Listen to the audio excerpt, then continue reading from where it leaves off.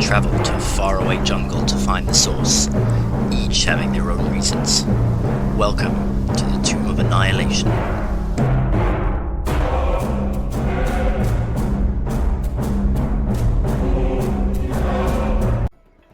Alright, let's crack into it then. As I was saying, our party have been in Omu for 3 days. In that time, they have leapt off a 200-foot high cliff, quietly watched a sacrifice take place near one of those ancient trees that Valrus is so fond of. They found out that Ponti and Waxinari are an item. Nearly been bested by a bunch of red wizards. Killed the King of Feathers, a huge T-Rex. And you've been chased by gargoyles and crocodiles over a raging river while walking on water, and some of you flying. You've also overcome several trapped shrines in the process, and currently possess 5 mysterious cubes. The cube of Kubazan, Shigambi, Ijin, Wongo, and the recently acquired Papazotl. As you all gather on the edge of one of the northernmost flooded rooftops, you can't help but take a moment to gather yourselves for the task that lies ahead. It is dark. The sky is clear, complete with starlight and a full moon, casting light amongst the raging river rushing past you and stretching out before you. Ahead of you, the river is at least 100 foot wide. But in this dim light, it is only Valrus with his 120 foot dark vision that can see to the other side of the river. The rest of you, your vision only penetrates across the majority of the expansive water in front of you. Right. And so you stand on the edge of one of these dilapidated buildings, ready to cross or walk. Over to you. Bargo says to Barris, what do your tiefling eyes see? Is the temple nearby? Let me see, actually.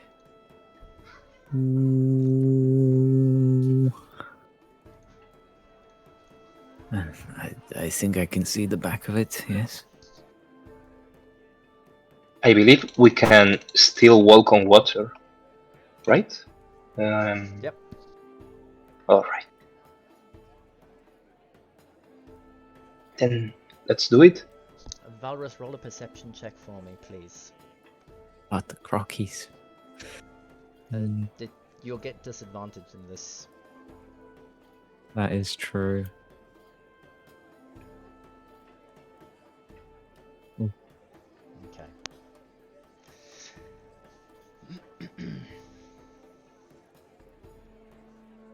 It's dark. It is dark. It's dark. Yeah, there's stars in the sky too, but it's dark. So, looking across the river, the nearest building, you can see the watermark comes up just below the rooftops over there. From this distance, it's difficult to tell whether it's dilapidated or in good condition, but you can see the outline of a couple of the others, and on your map you notice the biggest one sticking out of the water there is the shrine that you're about to cross to.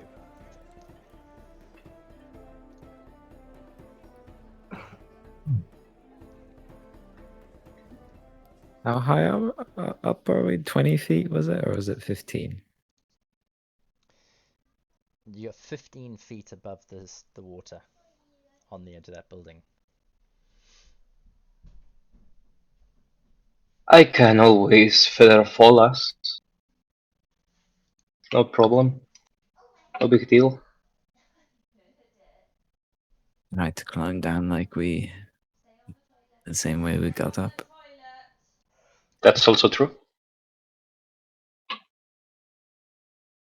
To go first.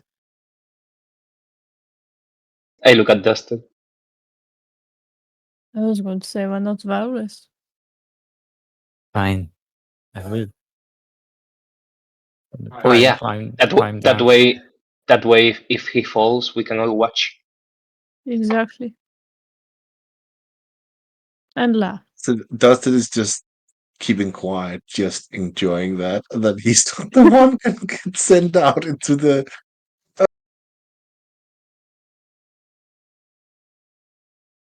Ooh.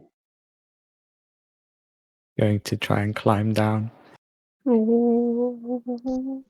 roll. Give me an athletics check or an acrobatics check.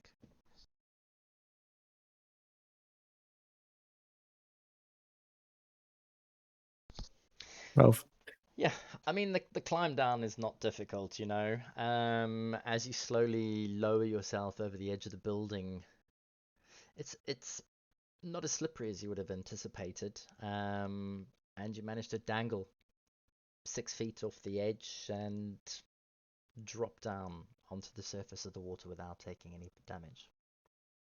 good. Going to cast Mage Hand Mm-hmm. and wait. Okay. Alrighty.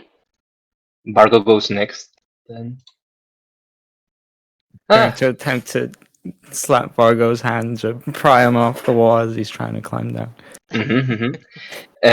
Bargo says, didn't seem so difficult at the end. I'm giving myself disadvantage because I'm overconfident. Yeah. Okay.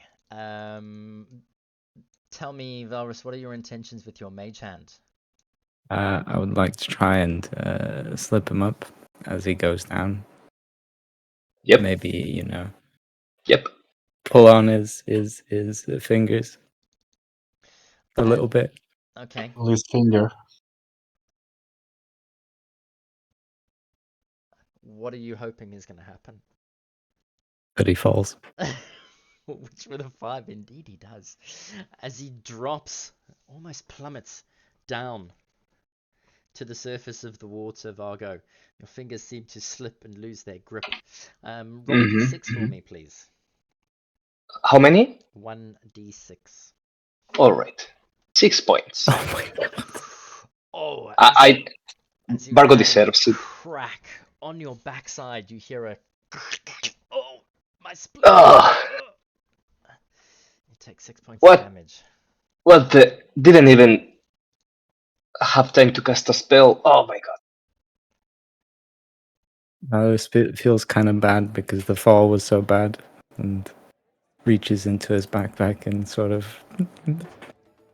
Lunan, it's funny how the water is as how do you say? Fuck my English. Hard as concrete.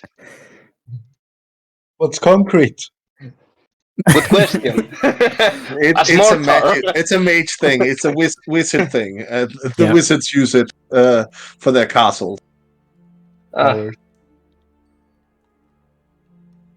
Luna will try climbing down now as well then. Alright, go ahead and roll an athletics check for me, please. This is gonna bode well. Or acrobatics. Ooh, I'm get to be acrobatic. It's at least two higher. I do a backflip down. Huh? Oh, wow. Yeah, with a 17, you take a look at that distance down there and no problem as you almost just vault down, landing in a Spider-Man pose. Boom, on the ground. Look up. And for me, the water actually gives way a bit, so it sways. Oh. Alright, who's up next? Impressive. Yelena will go next. Oh, I was about to ask. Dustin was going to look to Jelena and say, "Do we just leave them down there?" Ooh. You know, that actually might be a good idea.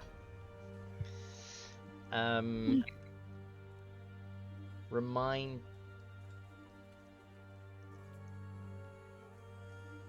No, carry on. I thought. What?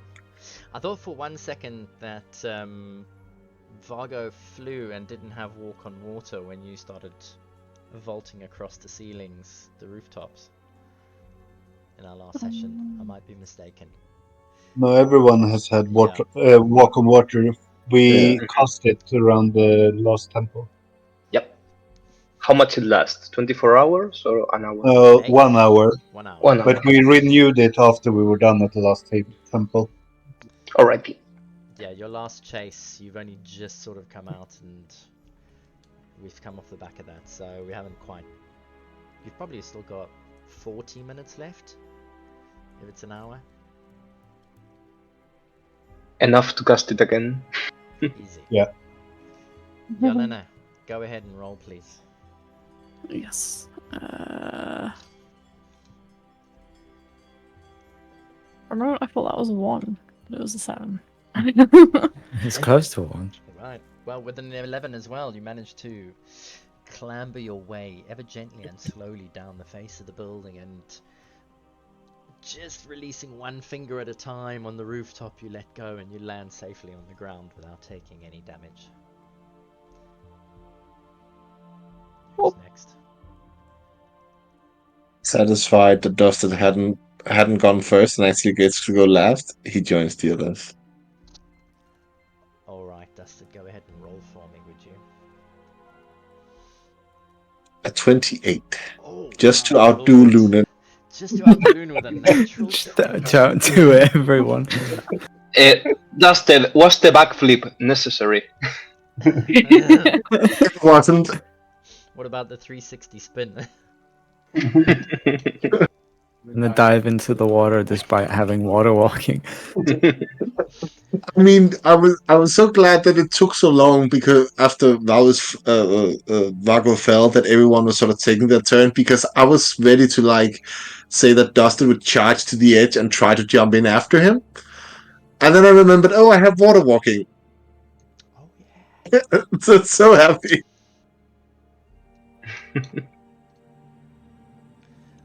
Alright, all of you are safely on the surface of the water, under the influence of walking magic. Where to next?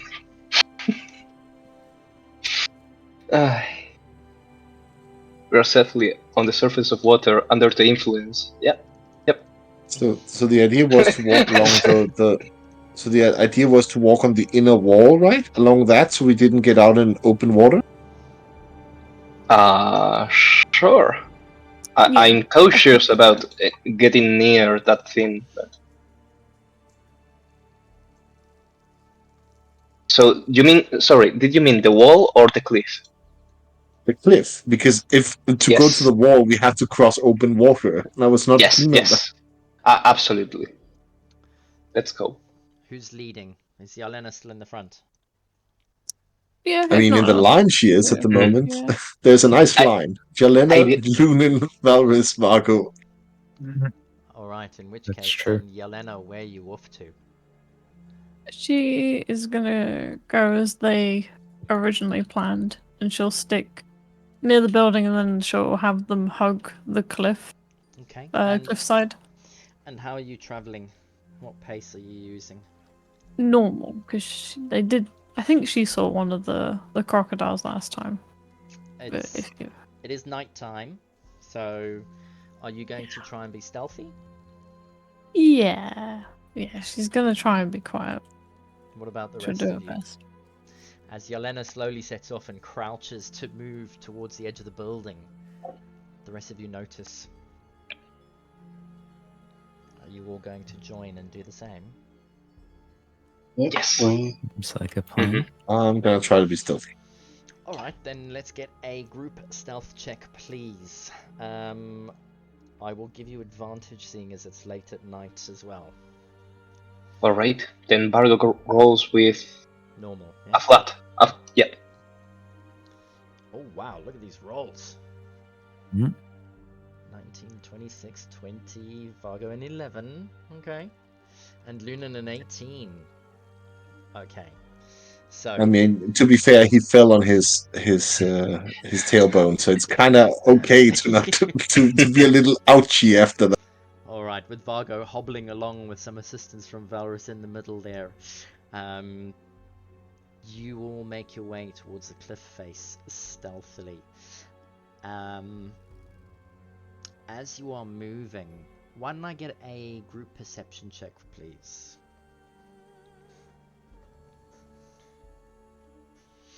Yeah, that's better. I assume it's with disadvantage. No, this one I'm actually going to let you roll Okay. straight. Then it's the 10. Because it's a group check, so I want to see. Oh, so Valrus, yours is a 10, yes? Okay, Yeah. so that is pretty decent. Dusted is definitely at the forefront, and then Vargo and Lunan. Okay. As you continue walking along, you almost start to hug the side of the cliff face. Let's just... Moving, I'm going to move your token, Yelena, at the same time, so... Mhm. Alright, so you move the 50 feet towards the cliff face, and then down and around another 65 feet. It is, at this point, you're about 55... Yeah, your token is exactly. As you get to that point, Yelena, who's right behind you? Dusted, you're at the back. From the back, Dusted, you look up at the building about 60-65 feet away, just at the edge of your vision. As you come closer in, and as you look up, making your way along the cliff face, you notice the moonlight shining, almost sparkles and glints briefly off the rooftop, as if something shiny alerts your attention. Oh no, you said the word. Vargo and Lunan, as you're looking around and moving along, you notice Dusted almost do a double take, looking at the building, and then as your head swivel to turn, you notice it too. How far did you say Dustin was? 60 About feet? 60 feet, yeah. Do you want me to move you to where I... Yeah, that would be nice. Like here somewhere? I don't seem to be able to move any of the tokens. So let's put you there. There you Lunan, I'll move you to there. go. What do you think So, that is exactly? Dusted, I would say about there. It's a shiny. What else do you need to know? Might be water on the roof, reflecting the light of the moon. Trust the shiny. All right, I won't stop you. You are much stealthier than I am. Feel free to go.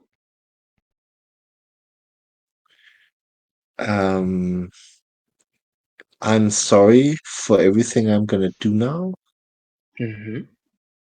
Just But take. I have a dash action. Dustin, And a Dustin, feline grace. Dustin, before you go, here, I take Arky with you. He cannot fly, but I still can look through his eyes. That way, if you die, we will know. Okay? I like that. If you die, we'll know. So Yeah, that wall straight to the building, how tall is that? The back wall of the building itself is Yeah. 30 foot tall, sticking out of the Okay, so water. I cannot both sprint and climb it, I think. So oh wait, I can actually. Yeah, I could we try have at least. I have the movement for it. we have objects. Let's see. Something climby. Let's see. As No. Dustin is starting sprinting. He's running. All right. you take off and you're about to set your first foot down, Dusted, with your 22 perception, you notice one of these shiny surfaces moves. You plant your foot and you're about to leap forward when the shiny surface stands. And you recognize 2 arms, 2 legs. And in the glinting moonlight with the 22, you also notice it's about 4 foot, 3.5, 4 foot tall. And there's some movement in front as it pulls a bow from its shoulder and knocks an arrow and points it at you. My God. Oh dear, this is an enemy.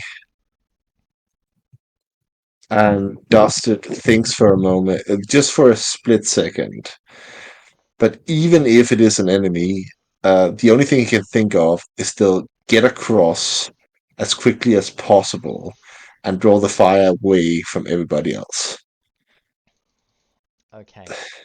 So he's just going to yell, "It's got a weapon!" and then just bolt. Okay. Who As who you has go ahead and move your token to where you're bolting to. He can bolt to here with feline grace, All right. Now, like to the back side of the building. now that's roll 90 feet in 6 seconds. now roll a d20 for me and add your dexterity adjustment.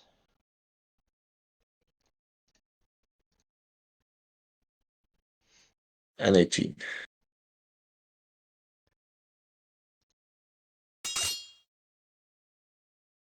All right.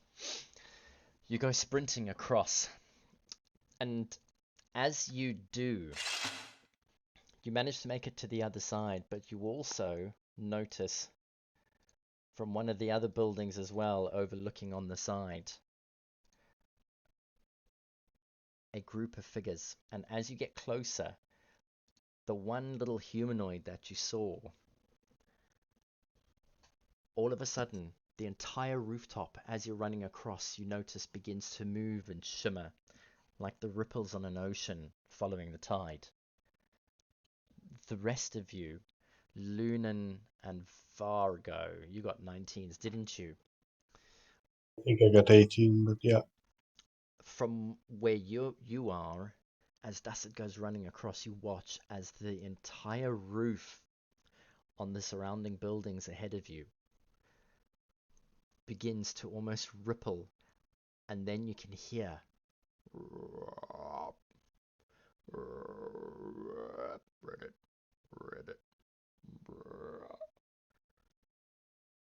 as the sound of the jungle comes alive and humanoid figures begin to stand, covering the rooftops ahead of you.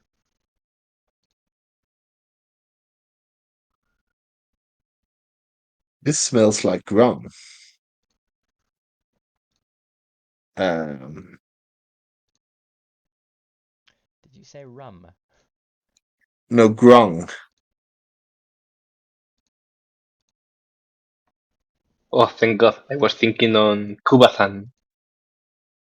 I believe I it don't think was. I don't think these are Kubatan. I think it sounds like the grung, but it might be Kubatan. I'll find out soon, won't I? They'd be one of those that were sacrificed by the By the little tree. people, yeah. Yeah. I think Most that might be likely. these, but yeah. Did we see them fire a bow, or they never fired? They just prepared to fire. Yeah, one let loose of an arrow. It landed from where Dusted was standing, about 15 feet ahead of where Dusted was standing, and then the little creature began emitting a sound, which then all of a sudden reverberated around all of the buildings as the other humanoids all stood up, echoing the same call. I believe they don't want us to come closer. I mean, there was one god dedicated to these. Oh, one of the gods where this sort of like look like these guys.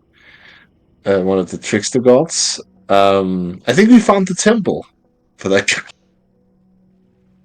Did we get the cube from the one that we put in the bag of holding? Nagnang, you mean? Nope, we don't have Nangang's cube. I guess we will be eating And French food tonight. well, I mean, I am carrying the cube of Shagambi, so I'm kind of dedicated to whack some of these mofos. So, Yelena, what are you doing?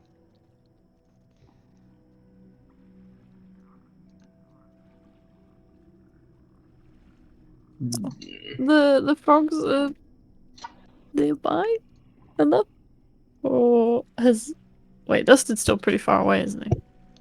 Dustin has now crossed the river as you've been watching and you've taken in the scene. He's 50 feet away from you, aimed back against the wall of the building ahead of you, and only now you've picked up that the rooftops ahead of you are covered with, like, humanoids making sounds like frogs. Maybe we should avoid this one.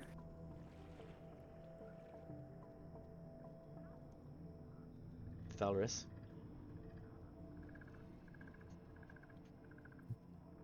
I didn't cover. Maybe. Do we want all of them? Let's try to communicate first, maybe. Do you think they will want to communicate with us? I mean, we can Depends on try. what happens to Dustin in a moment. He's right up there. I will like to try something. DM, I will do an incantation and cast a minor illusion of what I believe is Shagambi. Shagambi looks like, according to the image of the cube. The illusion will be brilliant, so they can see it in the dark. I don't know if they have dark vision, but let's try it. In theory, they don't like Shagambi very much. Where are you casting this illusion? 30 feet from me is the reach I have, so over there.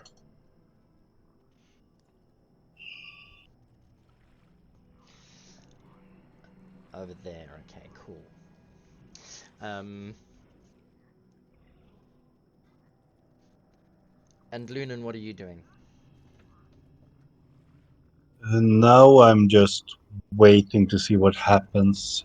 Since I saw the illusion, you could see Lunan starting to touch his necklace, Mm-hmm. but just took his hand off when he saw the illusion coming up to see what happens, how that pans out. Alright, let me see.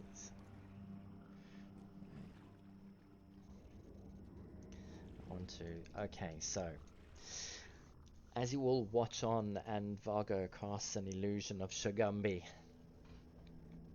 all the little frog people on the rooftops take aim with their bows and start looking, and then you hear like a croaking of a different sound,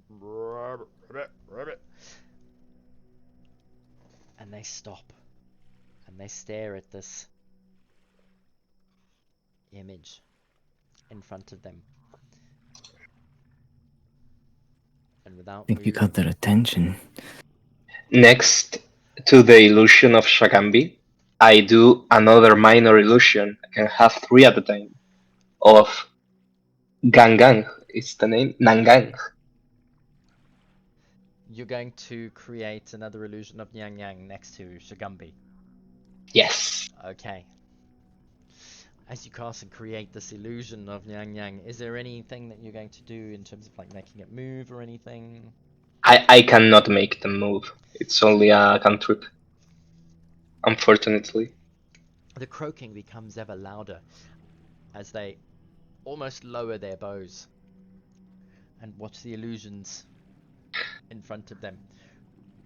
And then the croaking going.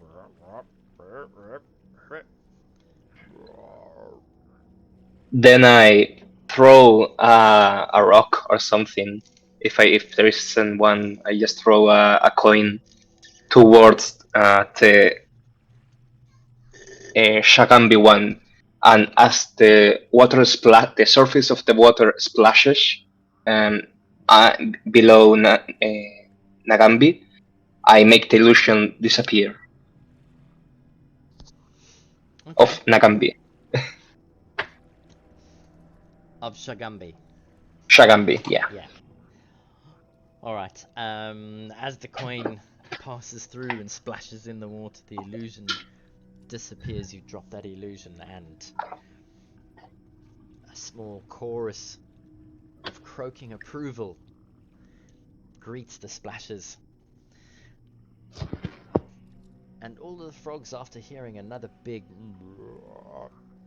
lower their bows ever so slightly and look at the strangers far in the darkness ahead of them, and some of them peer over the bottom, Dusted, down to where you are hanging onto the wall. Dusted, what are you doing in the meantime?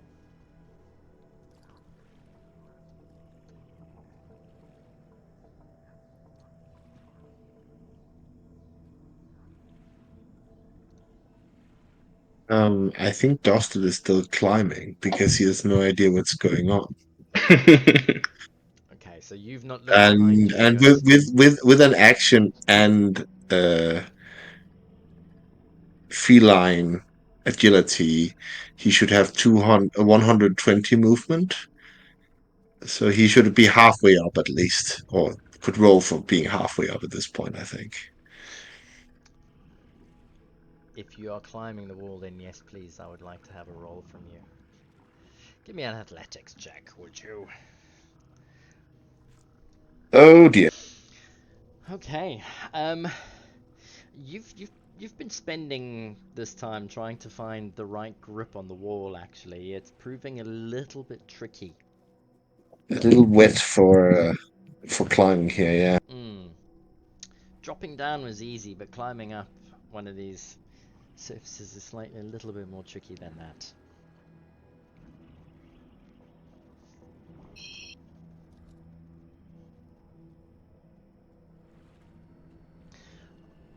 Alright, and then just like that,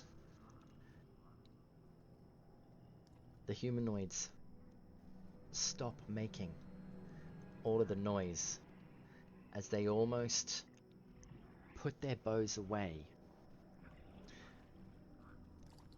And Dusted, you hear a rustling above you. You've heard the croaking all along, so there is something that you can hear coming from above you. But the rest of you standing against, looking upon the edge of the wall, notice all of the frog humanoids on top almost seem to part and create a corridor down the center, as the moonlight glints and shows you the outline of a figure that slowly starts walking down this open area towards the edge of the rooftop. And a large 4.5-foot tall toad walking upright, wearing a headdress of feathers. You can almost see a glint of blue and yellow and red in the moonlight as he stands on the edge, his golden scales glinting. He has a staff in his one hand. He looks down and croaks at you, Dusted.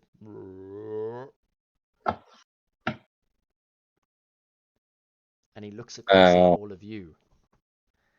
And he gives a loud croak. And then almost beckons for you to follow him. And turns around and departs.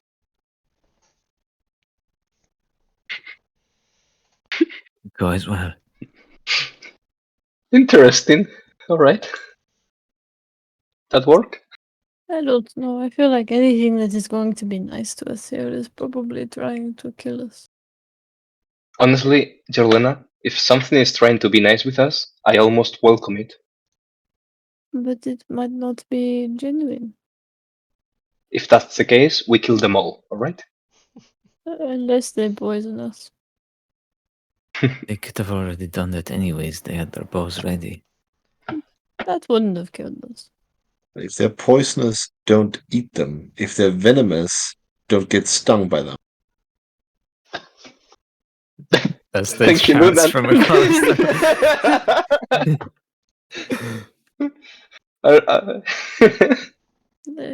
If you all want to, I suppose we could go and see what they intend to do with us. They Before remind me kill of us. the veggie pygmies, kind of. That is not a good thing. Those were nice. I like They them. wanted to infect Oh, people with their tough. babies. I mean, Oh. Jelena has a point. Yeah, I mean, I will give it to her. Yes. All right, let's go. I guess. What's Dusted doing at the moment? Trying to climb, but failing apparently. Bargo screams, Dusted, they're friendly. Apparently, Bargo says in a low voice, don't kill them, not yet. Dustin processes that for a moment and then tries to continue to climb the wall. Alright, roll another athletics check for me. Sure hope he heard you. Let's hope so, yeah. Maybe he didn't, and then we don't have to pretend. Awesome. Dusted. Wow, Jelena. Gathering exactly yourself planning on hand killing over them. hand. How do you know? You don't ever know if somebody wants to kill you or not. We're not planning on doing it right now. Maybe we are. Are you? She shrugs. Inside. Oh my god. You. Let's go. Dusted, you scamper up the wall. Easily this time. Roll a perception check for me when you get to the top, please. And the rest of you, are you traveling across the water to get to the other side? Yeah, I am. Luna would want to move closer, but I can't control my my token. Oh, sure. I will do it for you. Try refreshing. Didn't work. I've already refreshed this page like 15 times, I feel, today. It has a tendency to not want to load the map, so I don't dare to.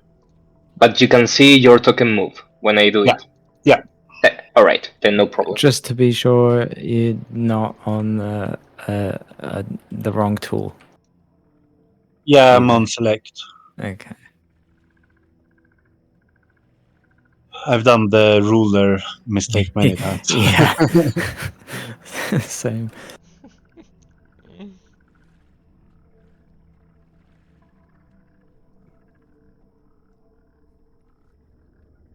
Okay, I can't see any option to change the settings, so...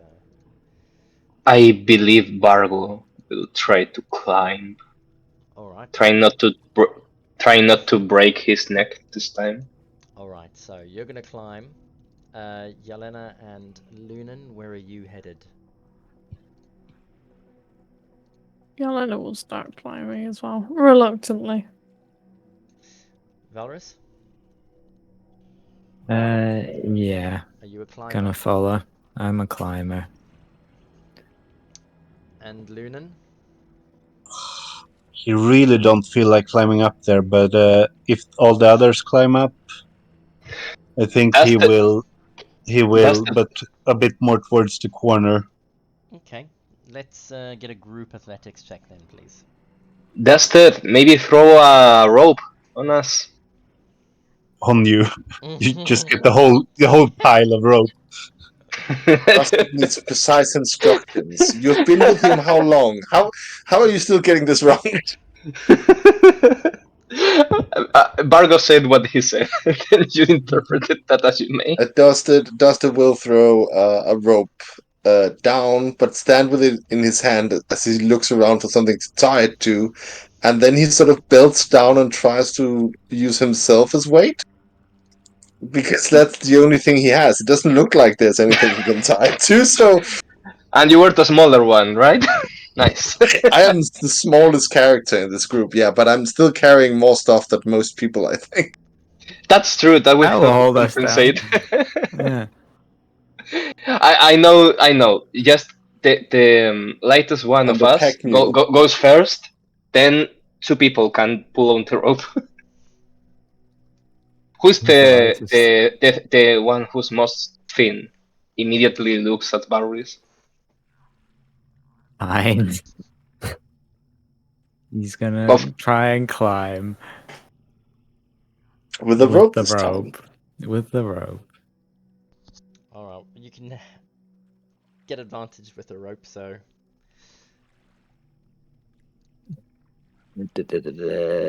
Let's have a look, see.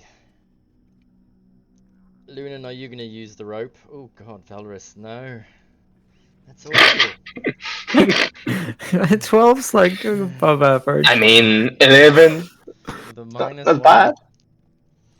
Oh, -1. No, Luna will not, since he was more towards the corner. That is true. Alright, so it's slightly tricky, Lunan. It's outwitting you, this wall. You just can't seem to find any grip to help yourself up. As you stare across at Valorous, you can see him trying to get a grip on a rope and put his feet on the wall, but it's just eluding him. He's all thumbs, he is, as well. Yelena, what about you? I see the bottom of the wall just very full of what's it called, this slime from the water. Yes, slimy and froth. We're just sliding on it. Who else? Yelena will use the rope to get up. Alright, go ahead and roll for me, Yelena. As Valorous slips and lands on his bum, you sort of step up and grab the rope and set your feet. Athletics, yeah. Mm-hmm. With advantage or just straight? With advantage. Advantage. Oh, easy. One hand over the other doesn't prove to be a problem for you as you almost walk up the wall holding onto the rope and pulling yourself up. Mhm. You make it to the top without any problems at all. Good. That's 2 of you. Alrighty. Yelena, roll a perception check for me at the top, please, as Sure. Fargo tries.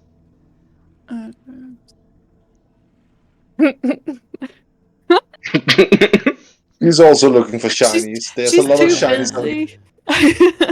She's too busy leaning over the other side and just laughing inside at Varus and everyone else struggling to get up.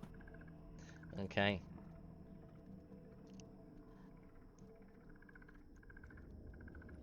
Yep. Fargo, as you grab the rope, it seems to elude you in every which way possible as you slip and fall and struggle to keep your footing below. Not my day. No, definitely. Lunan, over to you, sir. Are you planning on trying to climb again?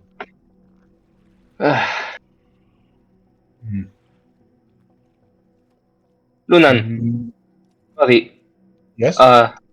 let's just here. I touch him and cast fly. I use a 3rd level slot, but I will use a charge from my Wrath to do it 4th level. You're gonna cast fly on. Yes. My intention is to only fly like for 5 seconds to the roof. To the roof. So you're flying straight up. Are you gonna put fly onto anybody else? No. Fly on Lunan and I, in order to reach the others, and then stop. All right. Just walk on the roof. And Then- what's the range of the fly? Because Lunan is a good. How far are you away from him, Lunan?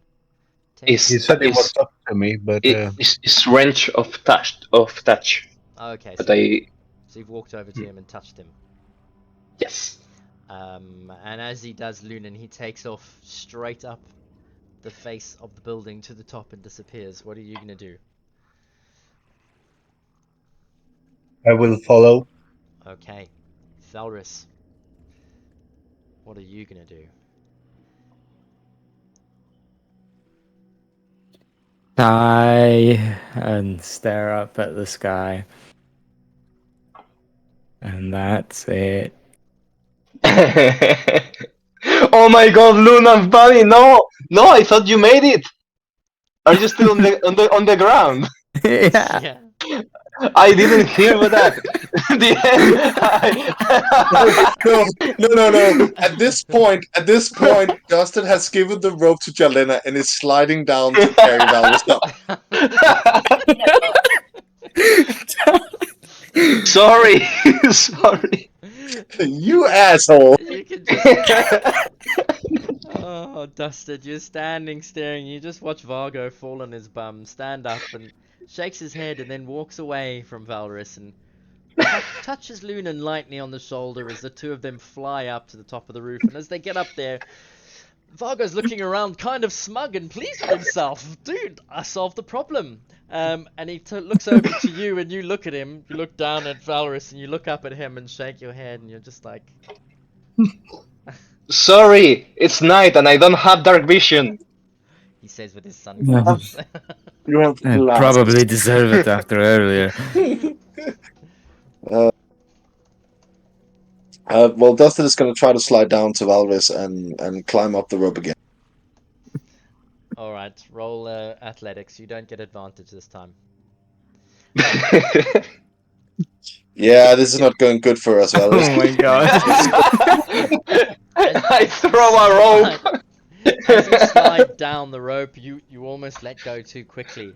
And roll a d6 for me, please, as you crash onto the ground. Valorous breaking part of your fall on the bottom. My god. You only take 1 point of damage as you twist on your ankle just a little bit. What are the grungs doing, by the way, as this see us doing this thing? Roll a perception check for me.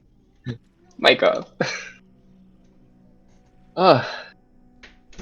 We are making good comedy for them right now. Alright. So, Vargo, you're the only one who actually rolled and passed a perception check up here. Lunan, roll for me as well, seeing as you've got up there too. As you cast your eyes about this almost triangular rooftop, you notice it is covered in moss and lichen, vines, leaves and grasses. It's as you look around, Lunan, you notice it too. The rooftop is manicured like a lawn or a garden. A lot of time has been spent to make this immaculate rooftop flourish. There are flowers everywhere that you look. But the smell is what gets you. As you look and you notice the flowers, it smells like dead corpses lying all around you. And the flowers themselves aren't blooming flowers as any as you've seen. These are like thorny, padded leaves. From here they almost catch the moonlight and appear to be glistening with some sort of liquid inside. And Vargo immediately, with that perception check, you know, it's the liquid that smells rank, almost like something rotten. Oh my god. Well, I wonder if that's for attracting insects. Maybe we're in Denmark in a Shakespeare play. And as you Yeah, or maybe we have a book. We could look it up if we wanted to. It's Paolo's Guide to Monsters, not plants. Don't you have a Chaltian Botanica with you? Actually, I believe I do. Let me see. Yeah, you do. I'm pretty sure. Back with the veggie pygmies, yeah. Yep. Random the outpost. Mm-hmm. Oh, no, it's poetry, historical accounts, and information pertaining a particular field. Of what? Alright. No. That's the description of our book in D&D. Just forget it. It was about plants, yeah. I remember that. Do you want to roll an intelligence check for me? Yeah, because I'm failing in real life. Let's see. Yeah, Bargo also is failing. Fuck. Alright. As your eyes are casting about and you're thinking on where the heck do I know these flowers from? What book is it? You notice the top of the rooftop, all of the grungs have left except on the far side where the triangular roof comes to a point almost. Two red grungs carrying spears almost stand sentry and pointing to a small staircase at the end, waiting for you. Let's jump. Just a moment. Let's quickly fly down to Valorous and Dusted picking themselves up off the surface of the water. Are you ready to climb? I'm out of ideas. Here goes. DM, while they figure that out, Bargo is going to cast Comprehend Languages. Okay. Ritually cast it, or are you going to burn a slot? I cannot do a slot. It has to be ritually, unfortunately. And is it 8 hours it lasts for? I don't know, actually. Let me see. Casting time is with ritual is 10 minutes, and the spell lasts for an hour. 1 hour. Okay. Dustin, you and Valorous have got 10 minutes to scale this wall. How many rolls? So that's how many rolls? That's 100? So, Dustin, how are you going to approach this task? What are you going to do? Are you just going to pick him up and climb? That might be a little difficult with both my hands out of commission. That's why I suggested that he grab onto my back. Mm-hmm. Because I have natural claws to climb with. Okay. So, and I mean, if you can pull out at least, I don't know if it makes sense to use the rope at all in that situation. I imagine Jarlena just eating popcorn, laughing at Barris. Yep. Yeah, I mean, I just gave her the rope. I don't know if she's holding it. So, Jelena, what are you doing with the rope? She's holding it, like kind of. She'll grip it more when they actually try and climb up. But while they're faffing around, she's just kind of holding it and looking over the side and just smiling. Okay. so Dusted's gonna tug the rope a bit. Are you ready, Valdez? Ready.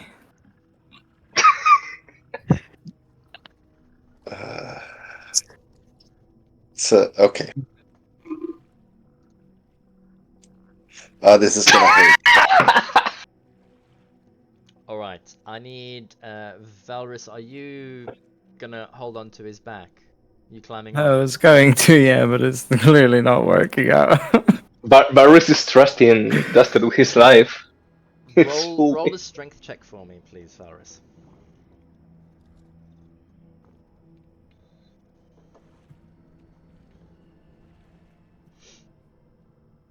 Oh, Finally, some good luck. Alright, so with arms and legs strapped around Dusted's back and his waist, you manage to get yourself into a really good grip. You're tight, almost like a tortoise shell on his back now. As Dusted, you move over, and the first time you attempt to climb this wall, lime scale and limestone just crumbles underneath your claws as you can't find a grip. Bloody hell. Go ahead and roll another athletics check for me, please. Finally. At dirty 20. Alright. And as you finally manage to get some grip, you slowly but surely begin scaling the side of this 30-foot tall nemesis. Your arch enemy for the moment. It takes you a good 7 minutes to reach the top as you slowly make your way with Valrus gripping to you tightly like a dead man. But eventually, you manage to get to the top. And all the while, Yolena's standing there and... Should have used the rope, mate. Having a look down at you.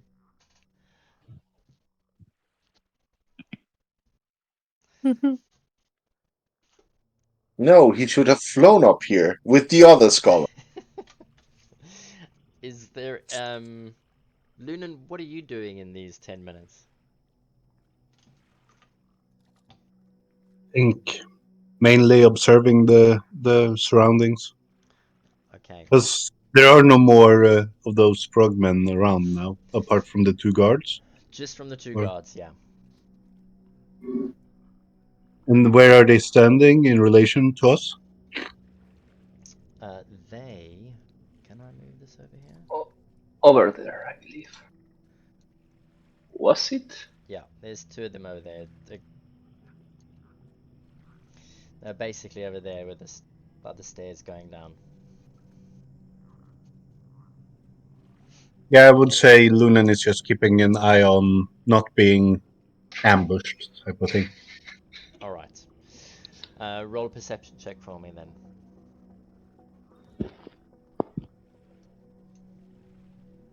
If they are Yeah. going to make us go down to the entrance, I swear to God I'm going to kill them all. But I'm also pretty distracted by the whole scene going on with Dusted. Well, I rolled a 1 for a total of 9. Okay. Mm. So, eventually all of you manage to make it up onto the top of the rooftop. Lunan standing guard, taking a look around. Yelena, rope in hand, just shaking her head. And eventually, as you get to the top, you notice Dusted is finishing off a spell.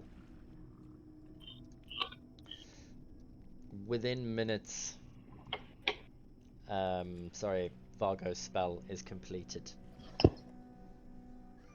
Alright, spell is cast. alrighty. I can understand them. I cannot communicate with them. Oh, interesting. Okay.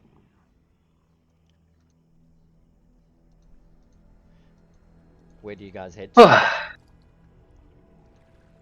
Let's go with them. I only have an hour of this.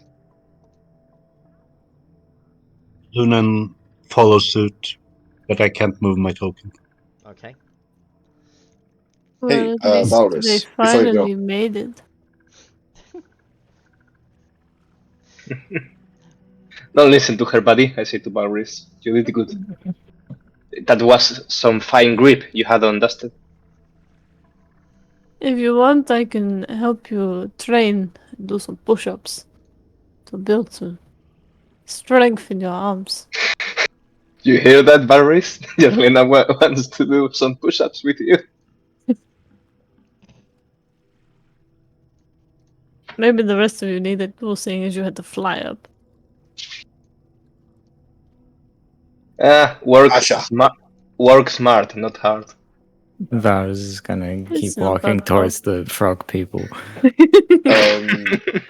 Dustin's gonna catch up with him. That's I hope that's possible with that. And try to hand him something secretly. Oh, okay. Yes! Yes! What's your passive perception again, Lunan? I believe 18. 500. 18, you need to roll. 500. I need a sleight of hand check, don't we? Oh yeah, everyone do that. Don't drop it to the ground, please. Don't drop it. No, he's basically just giving him a route. Oh, a root. Okay. Yeah, I will also send it to the chat because everyone can see. There you go. Oh. Oh, That's very useful, isn't it? As okay. it tries to palm off a root which catches your eyes, Lunan. Everyone dies, apparently. Yeah. Who Anyone? did you give it to? Valve. Okay. So in essence, we see you just take a bow, route, and move on. I will be very fair. These roots weigh a lot. They weigh like I think it's 3 pounds each. That's a lot to eat. Yeah. I am. Nods with But yeah, appreciation and quietly keeps going. Okay, so you're gonna consume, yes? nothing's gonna consume one of his that he has left. Only because the yellow that might be poisonous. Alright, what else is taking place? Anything else, Dusted? You're just giving it to Valrus, yes? Yes, and then saunter a little bit ahead of him. Okay. We paste anything. As you continue towards the top end of the roof, you reach the end and take a look, and indeed there's stairs down the side of the building, and there is a landing, and on the landing stands another red-skinned frogman. Points you down to I the staircase too. Go on. I nod to the frogmans in signal of respect as I pass next to them. The first two on the top just look at you as they do, and then the one on the landing goes. And as the echoes sort of vibrate in your head, it comes through as keep moving, keep moving. I do so. Alright, you follow the stairs down, and indeed they lead around the side of the building onto the water below. Fuck, we could just walk around and not climb that thing. Anyways. I mean, isn't that obvious? It's a building. You're not supposed to interfere with it. It was obvious to everyone but Dusted, and you followed him. As I said, I'm rolling not once in real life as well. I've figured since, they're on the roof and they're like Oh, it's much beckoning smaller us than I to... thought.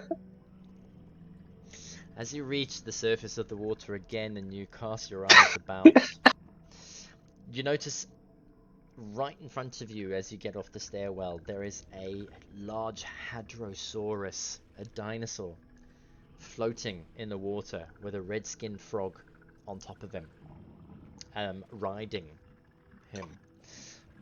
In the corners you can see frogs surrounding the entrance and standing off. Many of them are red-skinned or purple-skinned. A couple at the front, the smaller ones, are green. As you look around, you notice that monoliths in front of the entryway are adorned with prancing frog-like figures that rise from the swamp. The ruined edifice that is the shrine, shaped like a arrowhead, sits squat in the brown, dark waters. You've just passed through all of the bushes and the trees and the flowers that grow on its roof. And as you stand looking up towards a set of double doors, the steps are caked in slime. Not this again. Same slime we were climbing on towards the wall. The doors ahead are ajar. They are open. As you look beyond, There Is is there any text outside? There is indeed text outside. I'm getting to that in a second, so hold your horses. Oh, good Yes. thing good thing I already have the spell cast. Then.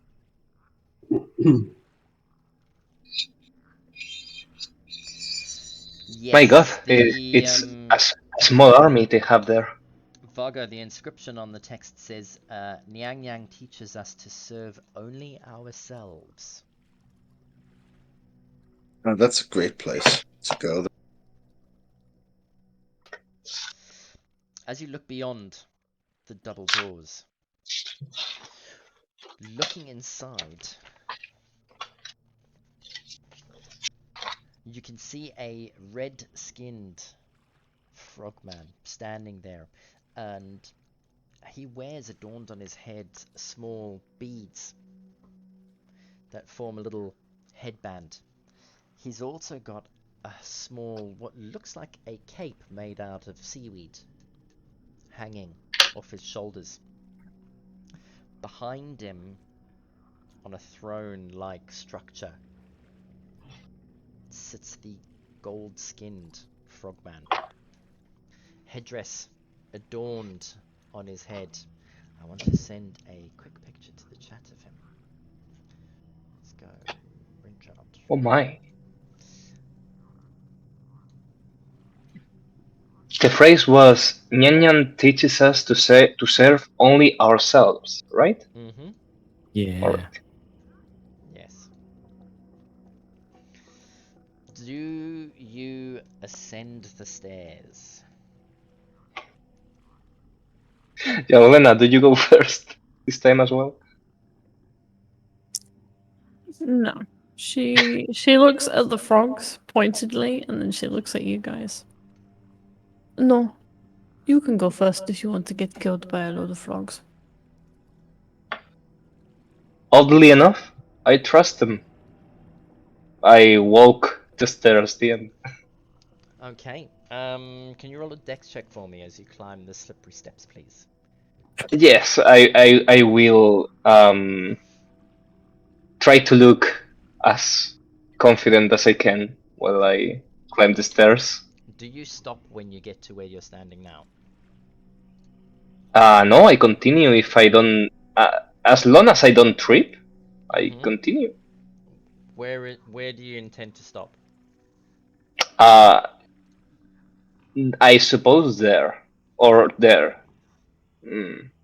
I mean, if they try to stop me, I stop.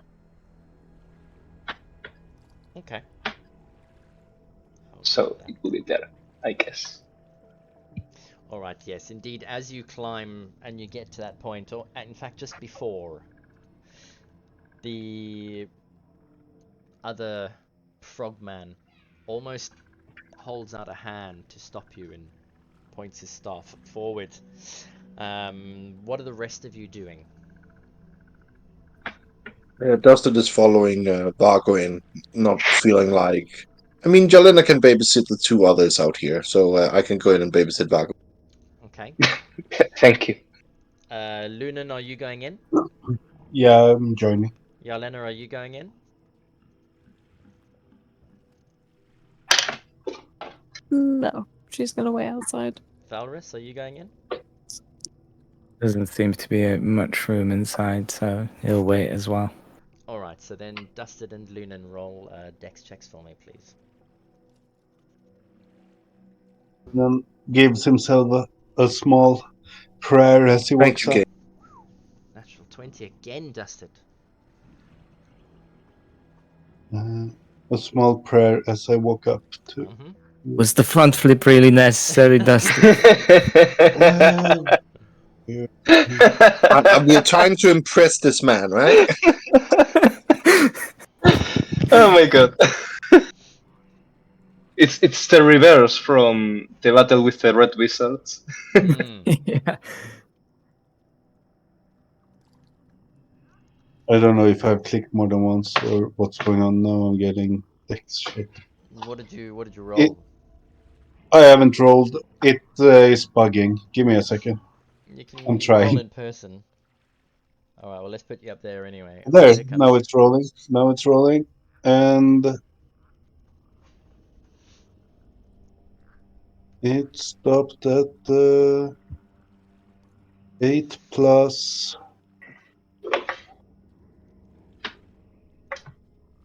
4, so 12. Oh, nice. Okay.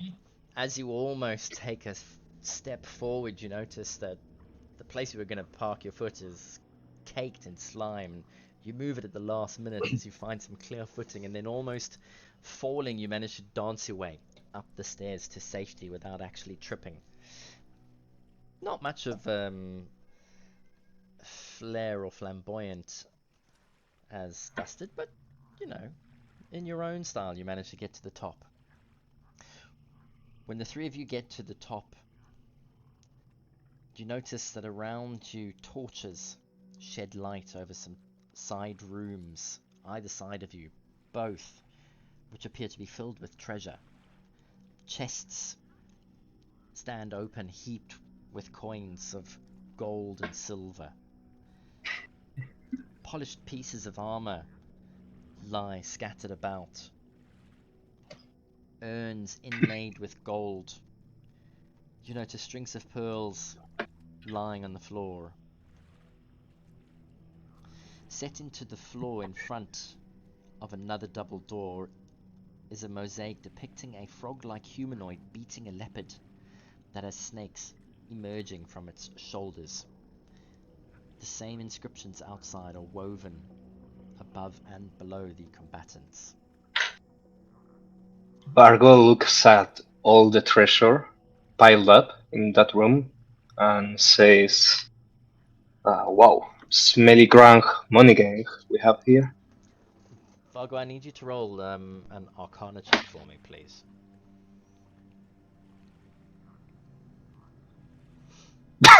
What happens today? I don't know. I don't get Wow. it. Alright, Are you quite alright, Bugger? as the red grung standing in front of you removes his hand and leans over and touches the golden one ahead. The golden one then, and as he is about to make a loud sound from his throat, all of a sudden the rest of you understand. Welcome. I am Chief Yorb. You have been invited into my shrine. Our shrine to Nagnang. Please, what is your purpose? Your business here?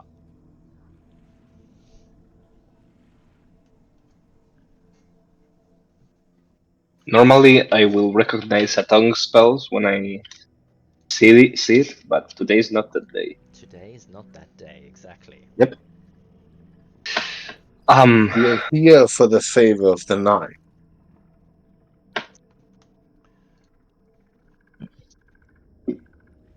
Favor?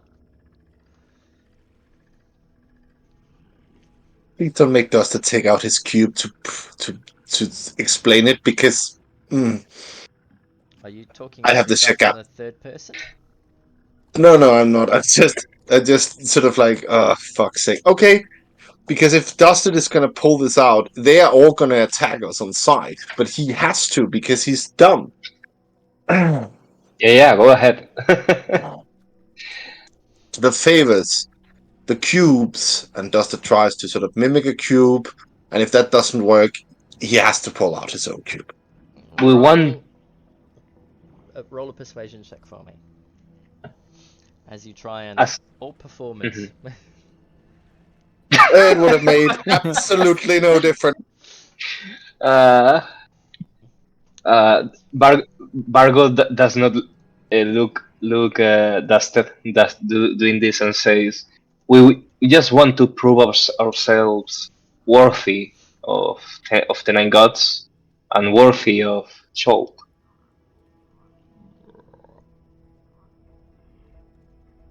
I'm waiting for Lunan's sleight of hand.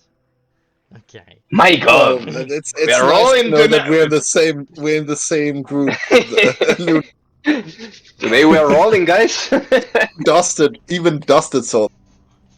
As Uh, you're all standing over here in front of you, what unfolds before you is Chief Yorb is introduced and asks you your business, and during the chatting, you've noticed Lunan attempting to cast a spell, and as soon as that takes place, the other grung's hand almost moves, and if he had eyebrows, they would lift as his hand does a little circular motion, and then Lunan, he looks at you and he smiles as your detect magic spell is cast. mhm. You look about. Um, the staff that the red grung is holding is clearly magical. There is enchantment on it. You've seen this with a lot of wizards and people. You know that it's his focus, his arcane focus. He's clearly a spellcaster. The chief in front of you, as you look around, he's holding a dagger. Well, it's on his hip in the picture. He's holding it. That is clearly magical. Again, some enchantment magic. And as you cast your eyes about, roll a perception check for me. Okay. Let's see if we can break the spell of crappy rolls. Except for dusted running up walls. Hey, 17. hey. Still below average. All of the treasure around you, as you take in the sights, you notice all of the treasure radiates illusion magic. That's why I rolled. Or cast it. I was suspecting some trickery. Oh, Okay. right. Dusted. You then mention cubes. While this all is taking place, the chief's eyes narrow. What do you know about the cubes?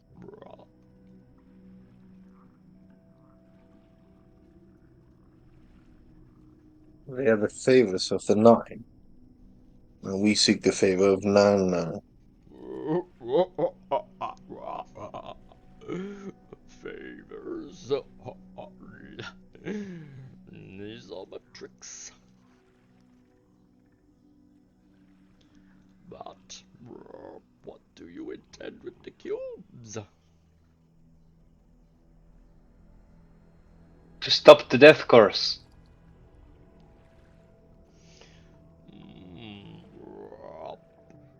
Follow me. As he stands up and beckons, he points to you, Dusted, and says, "Follow me." As he turns around and places his hands on the double doors in front.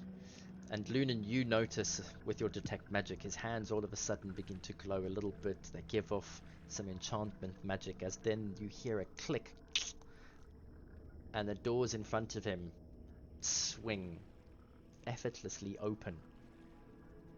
As he's asking Duster to move forward, I say he's a magic caster under my breath, and I say, "Don't get lured by the treasure; it's fake." Okay. Good. Well thought. You, Yeah. you, you say that, Lunan, uh, and yet adjusted like, sure.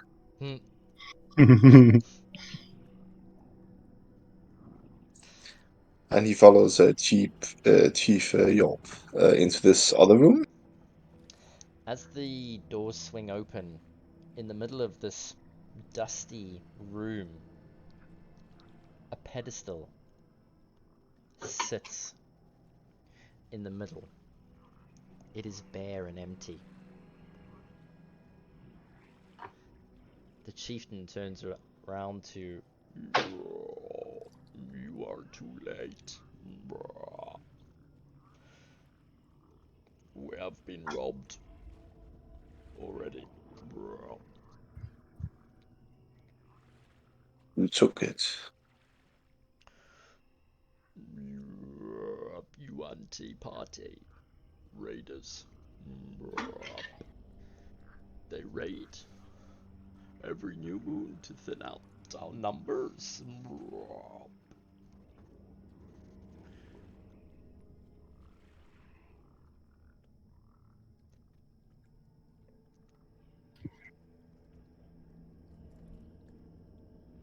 In that sense, it suddenly. Oh, with that information, would it make sense to Dusted now that all the treasure is illusions? Mm, Clearly see the shinies. he can. I You mean, can yeah, see. that's the thing. But you can see the shiny. But why would anyone create Pretend one? they have shinies. Hmm. Like that would be like fraud or something. Hmm. It's peculiar. You don't really know what's going on. Have we talked about Snakeman before? We have, haven't we? Yes, yes. Back with Rasnasi was one of them. Are you So speaking these. in character or as players? No, I was just asking off character because I know what a Hmm. UNT personally as a player, but I don't. If Dusted has had them mentioned before Hmm. I would then try to. Back in the outpost, we talk about UNTs and discovered Rasnasi was turned into one of them, apparently. Yeah. So are these UNT? Uh, do they come from the Dark Paladin, the Rasna Sea?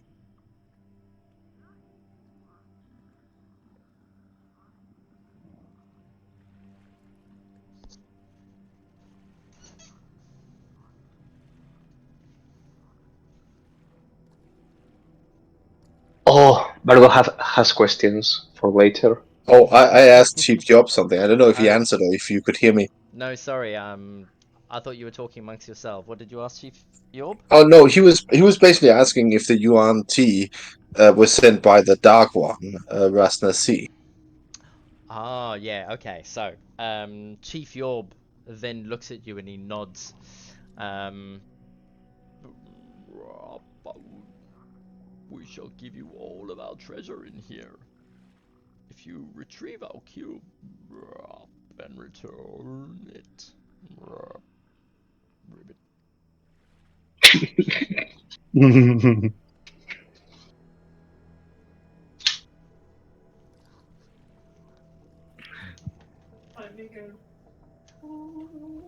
Oh, Dusted bows his head. Surely you guys can hear this conversation out in the hall, right? And we downstairs hear it. The two of yeah, you're downstairs. I would imagine Vargo and Lunan can hear it. Lunan's like, we wouldn't mind this dagger as a prepayment. Don't make me come out there and kick Roll a your ass, okay? persuasion check for me. This is gonna roll a -1. Nangan teaches Persuasion. us to serve only ourselves. Lun has learned that lesson quickly. Ooh, minus 12. A 12. Okay. He turns to you and I'll do you one better. I can tell you of a secret entrance into the temple of the Dark One. Do the UNT lure in that circular complex, the big one, the big complex that's in the map of Cholt? They live below. Ooh, so those were the stairs. All right. Do not be fooled by the staircase that has been caved in. They have a tunnel at the front and a secret entrance in the back. But the Dark One Sagan himself has been collecting cubes. That doesn't make sense. Does Rasnasi has something to do with the Red Wizards of Thay? He appears a little bit confused by the name. Spellcasters wearing red The clothes. Wicked Red. Yeah. And then realization dawns on him as the other grung talks to him. And only Vargo has comprehend languages, as you can hear the other grung saying, Messiah, he means those evil red pinkskins that invaded our lands. Oh, yes, yeah, of course. All right, that's good info right there. Yes. But they are part of the same. Oh dear.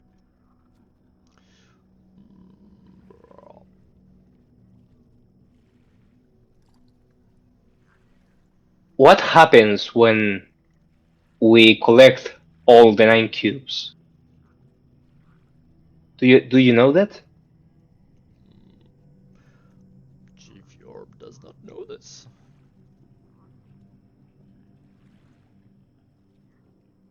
Hmm.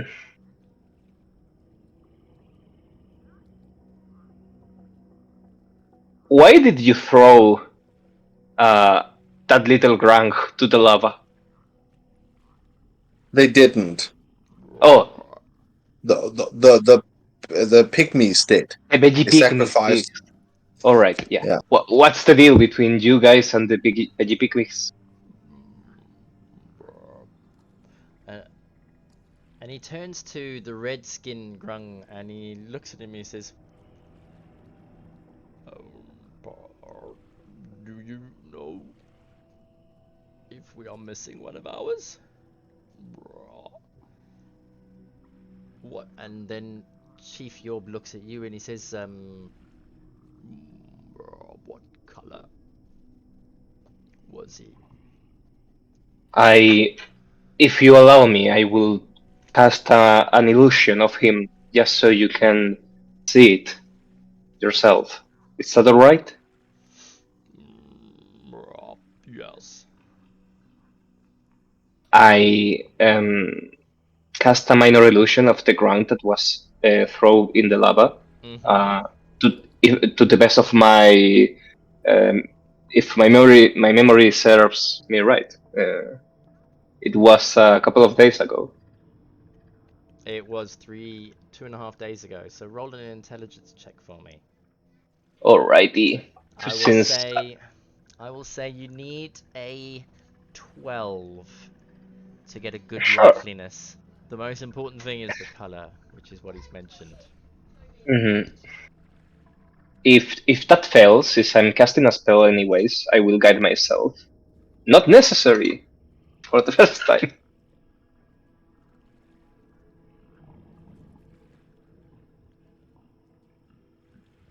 It's funny that they reserved them by colors.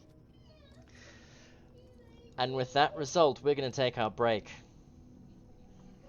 Okay. Okay. So, welcome back, everyone. Let's crack on, shall we? Bargo, you were creating an illusion. Hold on. I'm sorry, I just for a second I hear, alright everybody, let's do crack or something like that. What did you say? Sorry. I said let's crack on. Okay. Thank you for the acceleration. Let's do crack. Okay. Oh boy.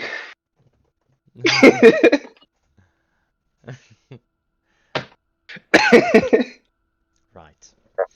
Bargo, standing in the entrance of the small room over there, you create the illusion of the grung that you saw being sacrificed.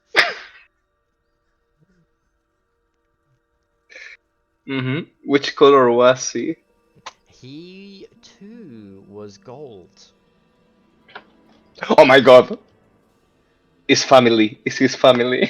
And as Chief Yorb takes in the scene in front of him, there's almost that frozen moment where you realize he was family. And Chief Yorb drops onto his feet and... No, this cannot be my son. They took my son. Why?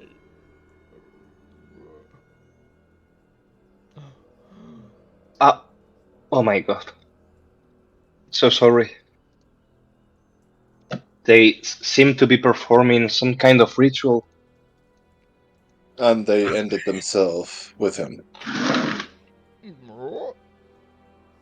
What?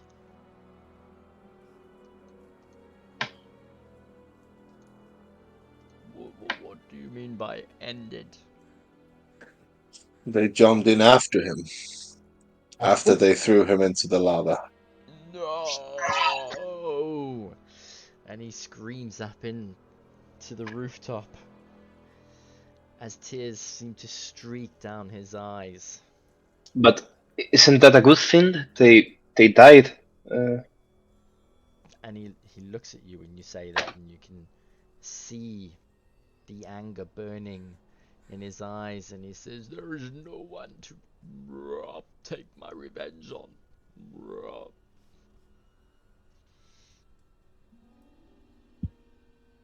I cannot do nothing. And a I can chief's do son nothing. is probably worth more than five pygmies. Even if I think one of them was wearing a chief headguard, wasn't he? Mm-hmm. Something like that, yes. Yeah. I propose something, Chief Yorb. Mm-hmm. We seem to have a common enemy in the Yuan-Ti. It's not compensation enough for the loss of your son, but we will do our best to get rid of them for you, in your behalf. The chief dries his eyes and looks at you, and he nods, and I will have one of my men show you where the entrance is.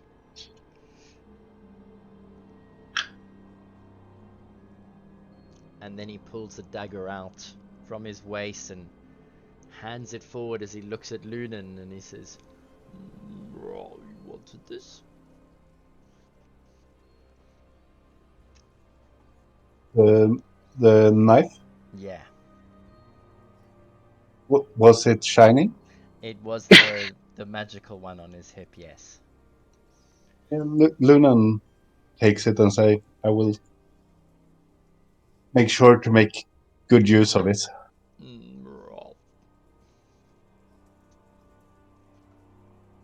And he nods and smiles at you as he's still kneeling on the ground.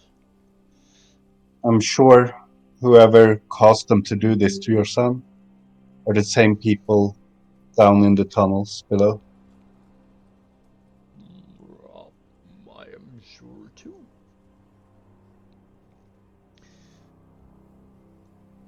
I am going to... He explains the entrance, but I'm going to mark it on the map for you.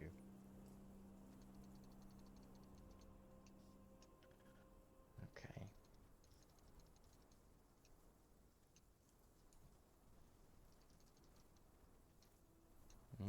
All right. What else?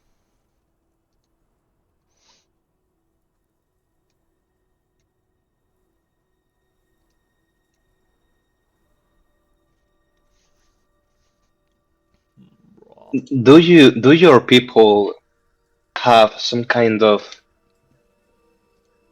mm, how to put it, war going on with the veggie pygmies? What's the relation between your both of your civilizations? He looks at you and explains to you that the grungs, they just want to live in peace, you know, tend to their farms, live a peaceful life, and hopefully die happy with lots of children, lots of spawn. They have no beef with the veggie pygmies at all. The veggie pygmies inhabit the lands, while he explains that the grungs, they inhabit the waters. And he has no idea what could have led them to have stolen his son and sacrificed him along with their own lives. But he assures you that he will get to the bottom of this. All right. If the UNT are indeed working with the Red Wizards, you should be careful while we try to put an end to it.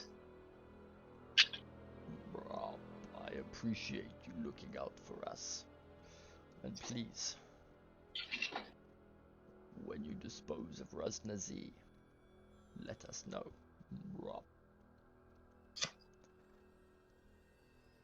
I certainly will. As I said that, DM, I try to remember his face quite fondly. Maybe I will try to ask Clunan to teach me that spell he knows.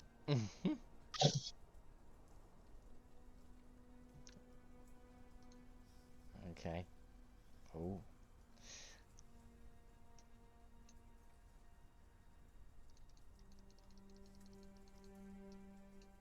Right. I mean, he's a golden troll. By It's the not going to be difficult. by the way, do they seem to?